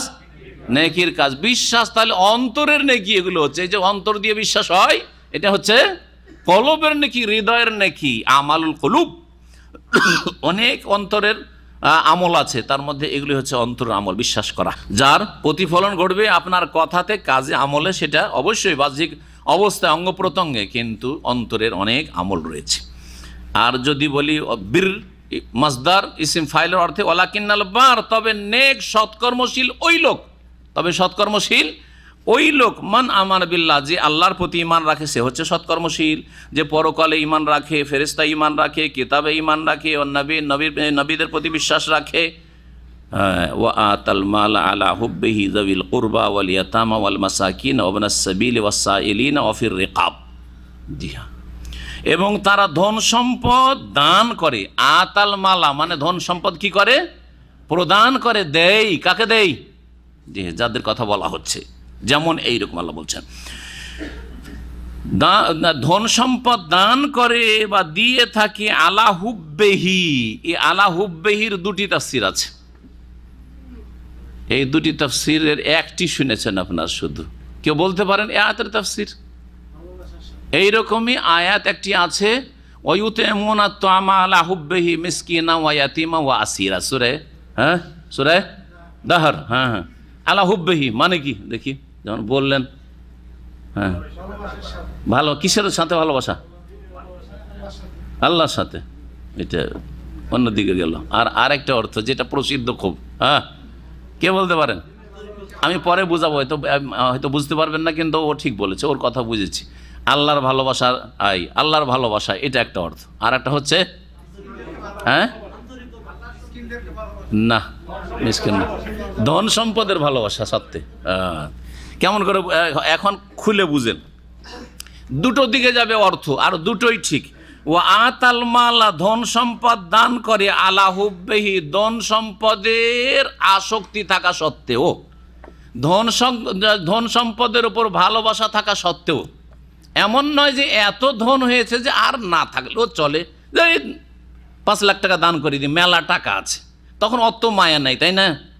কিন্তু অল্প পয়সা, মাত্র 1000 রিয়াল বেতন, ওতে যদি 100 রিয়াল দেন তো আপনার কত আরও প্রয়োজন আছে। নিজের পেটে কম করে, নিজের ছেলে মেয়েদের পেটে কম করে, নিজের বাড়িঘর না করে, নিজের স্বার্থ পুরা না করে, আমার মেলা প্রয়োজন আছে, তারপরেও কি করছি? দান খেরাত করছি। এটা হচ্ছে সবচেয়ে উত্তম দান, উত্তম দান। আলা হুব্বিহি, ধন সম্পদ এমন নয় যে তার ভালোবাসা নেই, ওই দরকার নেই টাকা পয়সার, কখন থাকে না, ছেলে মেয়ে খারাপ, অনেকের ছেলেরা কি হয়ে যায়, অবাধ্য নাফরমান হয়ে যায়, তখন রাগ করে সব জমি জায়গায় কি করে, মাদ্রাসা লিখে দিয়ে দেবো, ওয়াকফ করে দেবো, সব মসজিদে দান করে দেবো। না না, এখন তার ওর দরকার নেই, তো মরতে যাচ্ছে আর ওই ছেলে মেয়েগুলোকে বঞ্চিত করতে যাচ্ছে না, এরকমও না। বা মরার সময় ভাবছে অনেক গুনাহ করেছি, আর এখন আর বেশি দিন বাঁচবো না, আর ছেলে মেয়েও নাই, বা ওরাও ধনী, টাকা পয়সা তো দরকার নাই, জমি জায়গায় লিখে দিয়ে দিই, ঠিক না? অত ফজিলতের কাজ না সেটা। ফজিলতের কাজ হচ্ছে আলা হুব্বিহি, টাকা পয়সার ভালোবাসা আছে, আমার নিজের দরকার আছে, অত্যন্ত জরুরি, আমার আসক্তি আছে, খুব জরুরত, তারপরে আমি দান খেরাত করছি। এইটা হচ্ছে একটা তাফসীর। আলা হুব্বিহি মানে মা হুব্বিহি, আসক্তি থাকা সত্ত্বেও। দ্বিতীয় তাফসীর হচ্ছে আলা হুব্বিহি মানে আলা হুব্বিল্লাহ, আলা হুব্বিল্লাহ, আল্লাহর ভালোবাসার ভিত্তিতে সে মানুষকে কি করে, ধন দৌলত দিয়ে থাকে, যারা অভাবী তাদেরকে ধন সম্পদ দিয়ে থাকে, টাকা পয়সা দিয়ে থাকে, দান খেরাত করে থাকে। আলা হুব্বিহি মানে কিসের ভিত্তিতে? আল্লাহর ভালোবাসার খাতিরে, ওই লোকের বা দুনিয়ার ভালোবাসার খাতিরে না। দুনিয়ার ভালোবাসার খাতির হচ্ছে ইলেকশনের সময় আমাকে জিততে হবে, সেজন্য 5 লাখ টাকা এলাকাবাসীকে দিয়ে দিলাম, একটা কালভেট তৈরি করে দিলাম, বোঝা গেছে? এই আপনাদের গ্রামের রাস্তাটা ভালো করে দিলাম নিজের টাকা দিয়ে। কিসের জন্য? আলা হুব্বিহি, হ্যাঁ, না আলা হুব্বি দুনিয়া, দুনিয়ার ভালোবাসায়, বুঝা গেছে না? আচ্ছা, তারপরে আর একটা দান খয়রাত হচ্ছে যে আপনি আপনার শালা শালিকে দান করছেন। আজকালকার ছেলেরা ওইরকম বিয়ে টিয়ে করে ভাই বোন ভুলে যাচ্ছে। কাকে? শালা শালিকে। কারণ স্ত্রী খুব মজা লাগছে, স্ত্রীর ভালোবাসায় সে পাগল, সুতরাং শালা চাইলে খালি হাতে ফের শালাকে বিদেশ নিয়ে আসছে, তারপরে শালিকাকে এইখান থেকে নিয়ে গিয়ে গয়না গাঁঠি দিচ্ছে, এই মালা নিয়ে যাচ্ছে, তো এই নিয়ে যাচ্ছে, সেই নিয়ে যাচ্ছে, বোনের জন্য বলছে না এবার নিতে পারলাম না, বোনের জন্য, এবার যেহেতু বিয়ে করেছি তো ওই শালির জন্য নিলাম। কথা বোঝা গেছে? তা আল্লাহ হুব্বি, আল্লাহর ভালোবাসায়, আল্লাহর ভালোবাসা হলে আপনজন থেকে শুরু করবে, বাপ থেকে শুরু করবে, মা থেকে শুরু করবে, আপন ভাই বোন থেকে শুরু করবে, আত্মীয় স্বজন থেকে শুরু করবে, আর তারপরে যারা দিনদার পরেজগার তাদের থেকে শুরু করবে। না, বেদিন, বেহায়া, বোঝা গেছে, ফাসেক, নিজের বংশের, সেই জন্য বেনামাজিকেও জাকাত দিচ্ছেন, কিন্তু আপনার বংশের না খেতে পাই না, না না না, ওদের বেশি দেওয়া যাবে না, আমাদের নিজের গতিয়াকে দিতে হবে, নিজের গোত্র বংশের লোককে দিতে হবে। এটা আল্লাহর ভালোবাসার ভিত্তিতে হইল না। বোঝা গেছে কি না? নিজেদের সংশোধন করতে হবে। কোনখানে আছেন চিন্তা করুন। আজকাল মানুষ দান খেরাত করে, বেনামাজিকে দেয়, আর মাসলা জিজ্ঞাসা করে যে বেনামাজিকে জাকাত দেওয়া যাবে। আমি বলে বেনামাজি কেন দেবে, নামাজি পান না? বলছে নিজের বংশে পাই না। বলছে নিজের বংশী জাকাত দিতে হবে নাকি? কে বললো? ও বেদিনকে জাকাত দিয়ে খাওয়াবেন আপনি? বিড়ি সিগারেট খাচ্ছে, হারাম খাচ্ছে, তাকে জাকাত দেবেন আপনি? হ্যাঁ, আপনার টাকা নিয়ে ফকির আপনার বংশের, সেই জন্য সে বিড়ি সিগারেট খাবে, হারাম খাবে, আর সুদের ওপর টাকা লাগাবে। অনেকে সুদের ওপর টাকা লাগাচ্ছে। ধার দিচ্ছেন কাকে? নিজের বংশের লোককে। নিয়ে গিয়েও সুদের ওপর লাগাই দিল, বন্ধ করে জমি নিয়ে এলো, হারাম সুদ খাচ্ছে। অথচ আপনার দিনী ভাইকে একটা পয়সা ধার দেবেন না, যার কাছে টাকা মরবে না হয়তো। কিসের জন্য? আল্লাহ হুব্বি, আল্লাহর ভালোবাসায় না, আল্লাহর ভালোবাসার ভিত্তিতে না, দুনিয়ার ভালোবাসার ভিত্তিতে, পার্থিব স্বার্থের, বংশের ভালোবাসার ভিত্তিতে, নেতৃত্বের ভালোবাসার ভিত্তিতে। জি, আল্লাহ বলছেন যে সৎকর্মশীল ওরা, ওয়া আতাল মাল আলা হুব্বিহি, যারা ধন সম্পদ দান খেরাত করে আল্লাহর ভালোবাসার ভিত্তিতে। দ্বিতীয় তাফসীর, জাবিল কুরবা, কাকে দান করে? আত্মীয় স্বজনদেরকে।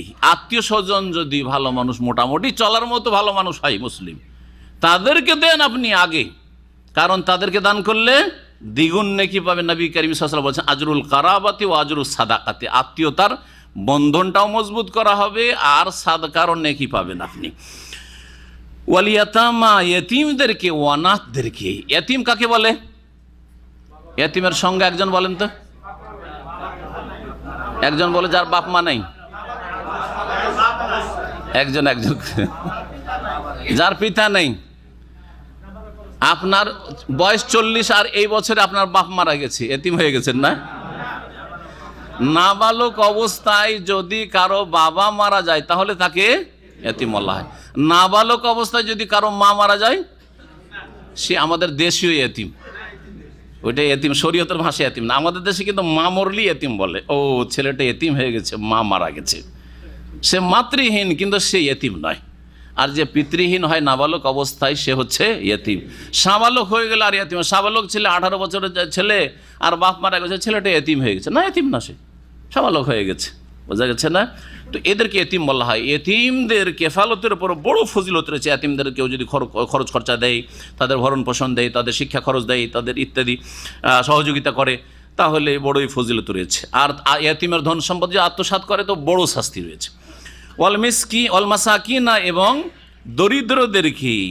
মিসকিন, ফকির সামান্য পার্থক্যের সাথে, হয়তো কিছুই নেই তার কাছে, অথবা কিছু আছে কিন্তু প্রয়োজন পুরা হচ্ছে না। ওয়াবনাস সাবিল, এবং যারা পথিকদেরকে বা মুসাফিরদেরকে, সফরে এসছে, আসার পরে এমন ফাঁসা ফেঁসে গেছে যে বাড়ি যেতে পারছে না। এখানে এসছে, কারো কাছে টিকিটের পয়সা নেই, হ্যাঁ, বাড়ি যাবে, বাড়ি যাওয়ার খরচ নেই, আর বাড়িতে এমন ধন দৌলত নেই যে ওখান থেকে আনিয়ে যেতে পারে। হ্যাঁ, যথেষ্ট পয়সা থাকলে আনিয়ে নেবে, আজকাল নিয়ে আসার ব্যবস্থা আছে। কিন্তু এক সময় ছিল যে বাড়িতে হয়তো অনেক ধনী, অনেক ধন দৌলত আছে, আর টাকা পয়সা নিয়ে আসার ব্যবস্থা ছিল না। আজকে থেকে 100-200 বছর আগেই চলে যান, বেশি দূর যেতে হয় না, 50-60 কি 100 বছর আগেও এরকম অবস্থাটা ছিল। তাহলে ধনী লোক কই? মুসাফির যে খালি হাত হয়ে গেছে তাকে সহযোগিতা করতে আল্লাহ উৎসাহিত করেছেন। অবনাস সাবির, রাস্তার সন্তান বলা হয়েছে এই জন্য যে সে রাস্তাতে ঘুরে বেড়াচ্ছে, তার থাকার জায়গা নেই, তার কাছে খরচ খরচা নেই, খাওয়া দাওয়ার ব্যবস্থা নেই, সেই জন্য। ওয়াসাইলিনা, এবং যাচ্চাকারীদেরকে, মানে ভিক্ষুকদেরকে। ভিক্ষুককেও দিতে হবে। ও সন্ধান করার দরকার নাই যে ওর বাড়িতে খাবার আছে কি না, ও আসলে অভাবী ফকির মিসকিন কি না, অভাবী কিনা, না, চাইছে দিয়ে দেন। তবে ভালো করে মনে রাখবেন, যদি আশঙ্কা থাকে আমার এই টাকা এই চেয়ে নিয়ে গিয়ে এই লোক কি করবে, হারাম কাজ লাগবে, মদ খাবে আর সিগারেট খেলে অসুবিধা নেই। এখানে অনেক ভিক্ষুকরাকে দেখা যায় মসজিদে বা বাইরে বসে থাকে, ওর চেহারা বলছে ও সিগারেট খায়, জীবনেও দান করি না। আর দান করা আমি নেকির কাজও মনে করি না ওকে। জি হ্যাঁ, কেন দান করবেন ওকে? আরে দাড়ি নেই, তাহলে আমার টাকাটা নিয়ে গিয়ে সরাসরি তো সেলুনে ঢুকবে দাড়ি শেভ করার জন্য। কেন দিবেন আপনি? কেন দিবেন? ও খেটে খাক। হ্যাঁ, একমাত্র যদি বৃদ্ধ হয়, হ্যাঁ, ও ওর জন্য আর একটা আছে, বৃদ্ধ 70-80 বছর বয়স হয়ে গেছে, অথবা একবার অচল খোঁড়া, হ্যাঁ, তো সেটা আলাদা বিষয়। কিন্তু একজন সুস্থ মানুষ হয়তো 40-50 বয়স এসে চাইছে, আর সে ফাসেক না, এগুলো থেকে বেঁচে থাকেন। এরা হচ্ছে পেট ব্যবসায়ী, এরা ব্যবসা করছে এক শ্রেণীর লোকেরা। অফির রেকাবে, এবং গর্দন মুক্ত করতে, অর্থাৎ যারা কৃতদাসী মুক্ত করার ক্ষেত্রে ধন সম্পদ ব্যয় করে, এই ক্ষেত্রগুলি এইরকম যে কোনো ক্ষেত্র হইতে পারে। নিউ মুসলিম বাড়ি থেকে বঞ্চিত বা তার অন্তরকে ইসলামের দিকে আকৃষ্ট করতে হবে, সুতরাং তাকে দান করা। আর কি তারপরে আল্লাহ বলছেন ওয়া আকামাস সালাতাহ, এবং নামাজ কায়েম করে। এতক্ষণ হলো দান খায়রাতের কথা, তারপরে বলা হচ্ছে নিজের আত্মার পরিশুদ্ধির জন্য 5 ওয়াক্ত নামাজ কায়েম করা। ওয়া আতাজ যাকাত, যাকাত প্রদান করে। যাকাত প্রদান করা হচ্ছে নেকির কাজ।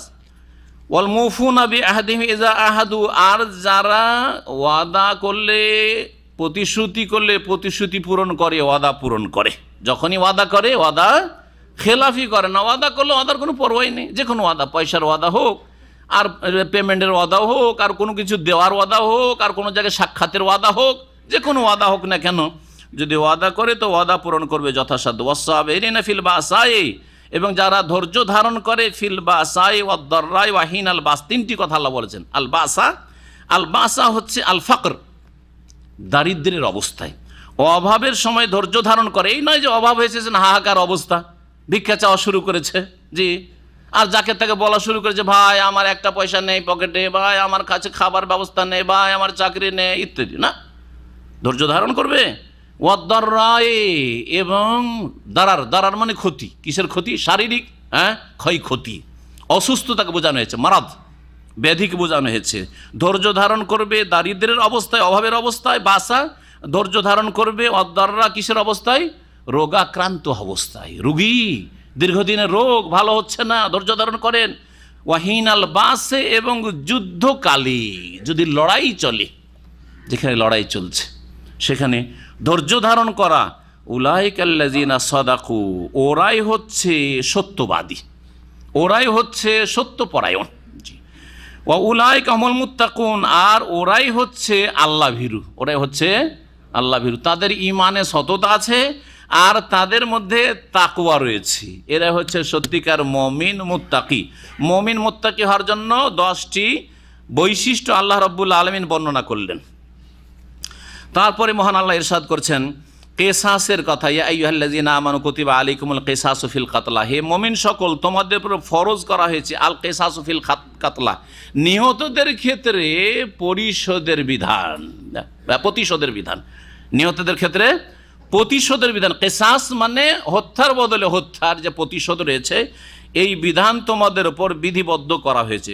ইয়া আইয়ুহাল্লাযিনা আমানু, হে মুমিন সকল, কুতিবা আলাইকুমুল কিসাস, তোমাদের উপর ফরজ করা হয়েছে বা বিধিবদ্ধ করা হয়েছে আল কিসাস মানে নিহতদের ক্ষেত্রে প্রতিশোধের বিধান। আল হুররু বিল হুররি, স্বাধীনের বদল স্বাধীন। ওয়াল আবদু বিল আবদি, দাসের বদল দাস। অল উনসা বিল উনসা, নারীর বদলে নারী। এর মানে এই না যে এর বিপরীত চলবে না, নারী যদি পুরুষকে খুন করে চলবে না, এটা বলা উদ্দেশ্য নয়। ফামান ওফিয়া লাহু মিন আখিহি শাইউন, অতঃপর যদি তার ভাইয়ের পক্ষ থেকে তাকে ক্ষমা করে দেওয়া হয় কোনো ক্ষেত্রে বা কোনো কিছুটা মাফ করে দেওয়া হলো, এই ক্ষমা করা, এই যে কেসাসের যে বিষয়টি রয়েছে, এখানে 3টি স্তর রয়েছে। এখানে কি রয়েছে? 3টি স্তর। একটা হচ্ছে কেসাস, হত্যার বদলে হত্যা করা, এটা হচ্ছে পূর্ণরূপে বদলা নেওয়া। হত্যা করেছে একজনকে, যেই ব্যক্তি হত্যা করেছে তাকে হত্যা করতে হবে, অন্য কাউকে না। জি, অন্য কাউকে না, কেউ কারো বোঝা উঠাবে না দুনিয়া আখেরাতে। 2 নম্বর, যদি এটা মাফ করে দেয় তাহলে নেমে আসবে কিসে? মাঝখানে একটা, সেটা হচ্ছে যে আর হত্যার বদল আমরা হত্যা করা চাই না, তবে এর কি চাই? দিয়াত চাই, রক্তপণ, যেটা কি বলা হয়? রক্তপণ চাই, দিয়াত চাই। এটাও ক্ষমা করার অন্তর্ভুক্ত। আর একটা স্তর হচ্ছে সর্বোচ্চ স্তর বলা যেতে পারে, কারণ ক্ষমা করাটাই বেশি ভালো। সেটা হচ্ছে যে পুরোপুরি মাফ করে দেওয়া, ক্ষমা করে দেওয়া, যে আমরা কেসাসও চাই না, আর আমরা আমাদের লোককে ইচ্ছাকৃত খুন করেছে তারপরে আমরা দিয়াতও চাই না, অথবা ভুলবশত করেছে কিন্তু তার সেখানে শিথিলতা আছে, তো বা ভুলবশত হয়েছে, সেই ক্ষেত্রে আমরা কি চাই না? দিয়াত চাই না। এটা হচ্ছে পূর্ণভাবে কি করা? ক্ষমা করা, পূর্ণভাবে ক্ষমা করা। প্রত্যেকটাতে অনেক অনেক মাসাইল আসবে, যে মাসাইলগুলি বলা সময়ের স্বল্পতার জন্য সম্ভব হচ্ছে না, কারণ আমাদের তাফসীরে এগিয়ে নিয়ে যেতে হবে। এই দ্বীন ইসলামে এই তিনটি স্তর আছে, কেসাসও আছে, আর কি আছে? দিয়াত নিয়ে মাফ করা আছে, রক্তপণ নিয়ে, আর পুরোপুরি ক্ষমা করাও আছে। পক্ষান্তরে খ্রিস্টান ধর্মে শুধুমাত্র মাফ। কেউ যদি কাউকে খুন করে দাও, ক্ষমা করা ছাড়া উপায় নেই। খুন করে দেওয়া হয়েছে তোমাদের লোককে, ক্ষমা করতেই হবে, ক্ষমা ছাড়া আর কোনো অপশন নাই। এটা ছিল খ্রিস্টান ধর্ম। ইহুদি ধর্ম একবারে শক্ত, তাতে কি আছে? যে কেসাস আর না হলে দিয়াত, ক্ষমা বলে কিছু নেই, ক্ষমা বলে কিছু নেই। জি হ্যাঁ, এই দুই দিনের মাঝখানে হচ্ছে দিন ইসলাম, মধ্যম পন্থা। জি, এই উম্মত হচ্ছে উম্মতে ওয়াসাত, আল্লাহ বলেছেন। এই জন্য যদি কাউকে মাফ করে দেওয়া হয়, সেটা পূর্ণ মাফ করা হতে পারে, সেটা আংশিকভাবে মাফ করা হতে পারে, কিছুই নেব না মাফ করা হতে পারে, কিছু নিয়ে মাফ হতে পারে, যে কোনো রকম। এই জন্য শাইউন আল্লাহ বলেছেন। আল্লাহ বলছেন যদি ক্ষমা করে দেওয়া হয় ফাত্তেবাউন বিল মারুফ, তাহলে প্রথাগতভাবে যেন অনুসরণ করে। মানে যেই প্রথা চলছে, অর্থাৎ সাধারণত রক্তপণ লাগলে আজকাল এখানে কতটা লাগতে পারে, যে প্রথা চলছে সেই হিসাবে আর কি, বা কতটা এখানে নেওয়া যেতে পারে। যদিও দিয়ত নির্ধারিত রয়েছে 100 উটের মূল্য, কিন্তু 100 উটের মূলটাও তো প্রথাতে দেখতে হবে, আপনাকে নিজে থেকে ধরলে তো হবে না, সেটা বোঝানো হয়েছে। ওয়া আদাউন ইলাইহি বিইহসান, আর তার সাথে সাথে সদাচরণের সাথে সেটা আদায় করে দেওয়া। ওয়া আদাউন ইলাইহি, সেটা আদায় করে দিবে ওই ব্যক্তি, যেই ব্যক্তি হত্যা করেছে, হত্যাকারী বা হত্যাকারীর আত্মীয় স্বজন যারা, তারা কি করবে? সেটা আদায় করবে সদ্ব্যবহারের সাথে। যালিকা তাখফিফুম মির রাব্বিকুম ওয়া রাহমা, এটা হচ্ছে তোমাদের প্রতিপালকের পক্ষ থেকে ভার লাঘব, হালকা করে দাও। আল্লাহ হালকা করেছেন। কেসাস ফরজ করা হয়েছে, কেসাস না নিয়ে যদি ক্ষমা করে দেয় তো এটা আল্লাহর পক্ষ থেকে হালকা করার বিধান দেওয়া হয়েছে। রক্তপণ নিয়ে ক্ষমা করে দাও, সেটাও হালকা করা হয়েছে। ও রাহমা, এবং আল্লাহর পক্ষ থেকে এটি হচ্ছে দয়া, করুণা। ফামানে তাদা বাদা জাল, এরপরে কেউ যদি সীমা লঙ্ঘন করে, টাকাও নিয়ে নিল কিন্তু আক্রোশ ছাড়লো না, মারবো, মেরে দিল, মারিয়ে দেব, ষড়যন্ত্র করে মারিয়ে দিল, বা একজনকে মেরেছে, আমাদের বংশের একজন মেরেছে, ওদের 2 জন মারবো। আজকাল অনেক জালেম নেতারা বলে আমাদের পার্টির একজন মারলে তোরা 10 জন মার। জি হ্যাঁ, এটা হচ্ছে এতেদাহ, সীমা লঙ্ঘন। হ্যাঁ, তারপরে জনগণ মারতে পারে না।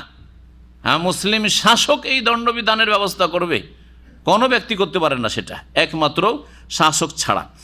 ফামানি তাদা বাদাদাল, এরপরে কেউ যদি সীমা লঙ্ঘন করে, ফালাহু আযাবুন আলীম, তার জন্য মর্মান্তিক শাস্তি রয়েছে। ওয়ালাকুম ফিল কিসাস হায়াতুন ইয়া উলিল আলবাব, হে জ্ঞানীরা, হে জ্ঞান সম্পন্ন মানুষরা, হে জ্ঞানী মানুষরা, তোমাদের জন্য কেসাসে, এই প্রতিশোধের বিধানে, নিহতের ক্ষেত্রে প্রতিশোধের বিধানে কি রয়েছে?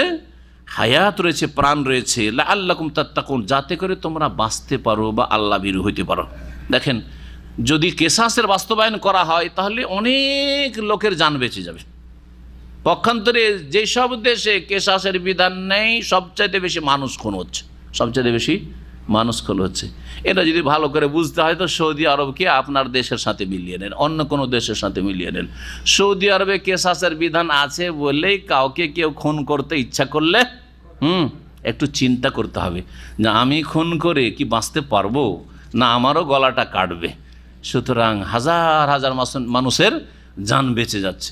পক্ষান্তরে অন্য অন্য দেশে, আপনার নিজের দেশে চিন্তা করুন, একে মেরে দেবো, কী হবে, 5 বছর জেল খেটে চলে আসবো, টাকা দিয়ে ছুটে যাব, হ্যাঁ যা হবে তাই হবে, কি আর হবে। ও জানে যে, দেখছে যে খুনিগুলো রাস্তায় ঘুরে বেড়াচ্ছে, আরামসে ঘুরে বেড়াচ্ছে, করে বেড়াচ্ছে, কিছু হয় না, হায়াত রয়েছে। কেসাস একজনকে হত্যার বদলে হত্যা করলে, কেসাসের বাস্তবায়ন করলে অসংখ্য মানুষ হায়াত ফিরিয়ে পাবে, প্রাণ ফিরিয়ে পাবে, শান্তিতে দেশে চলাফেরা করতে পারবে। এই জন্য মুসলিম দেশগুলিকে, মুসলিম শাসকদের জন্য ফরজ, আল্লাহ যেন সকলকে সুমতি দান করেন এবং দ্বীন ইসলামের দিকে ফিরে আসার তৌফিক দান করেন, হেদায়েত নসিব করেন, শক্তিশালী করেন। তারা যেন ঈমানের শক্তি তাদের দান করেন, আমলের শক্তি দান করেন এবং পার্থিব শক্তি আল্লাহ যেন তাদেরকে দান করেন, যাতে করে তারা সমস্ত বাধাকে উপেক্ষা করে ইসলামী দণ্ডবিধান বাস্তবায়ন করতে পারেন। আল্লাহ যেন তাদের সকল দিক থেকে, সার্বিক দিক থেকে তৌফিক দান করেন।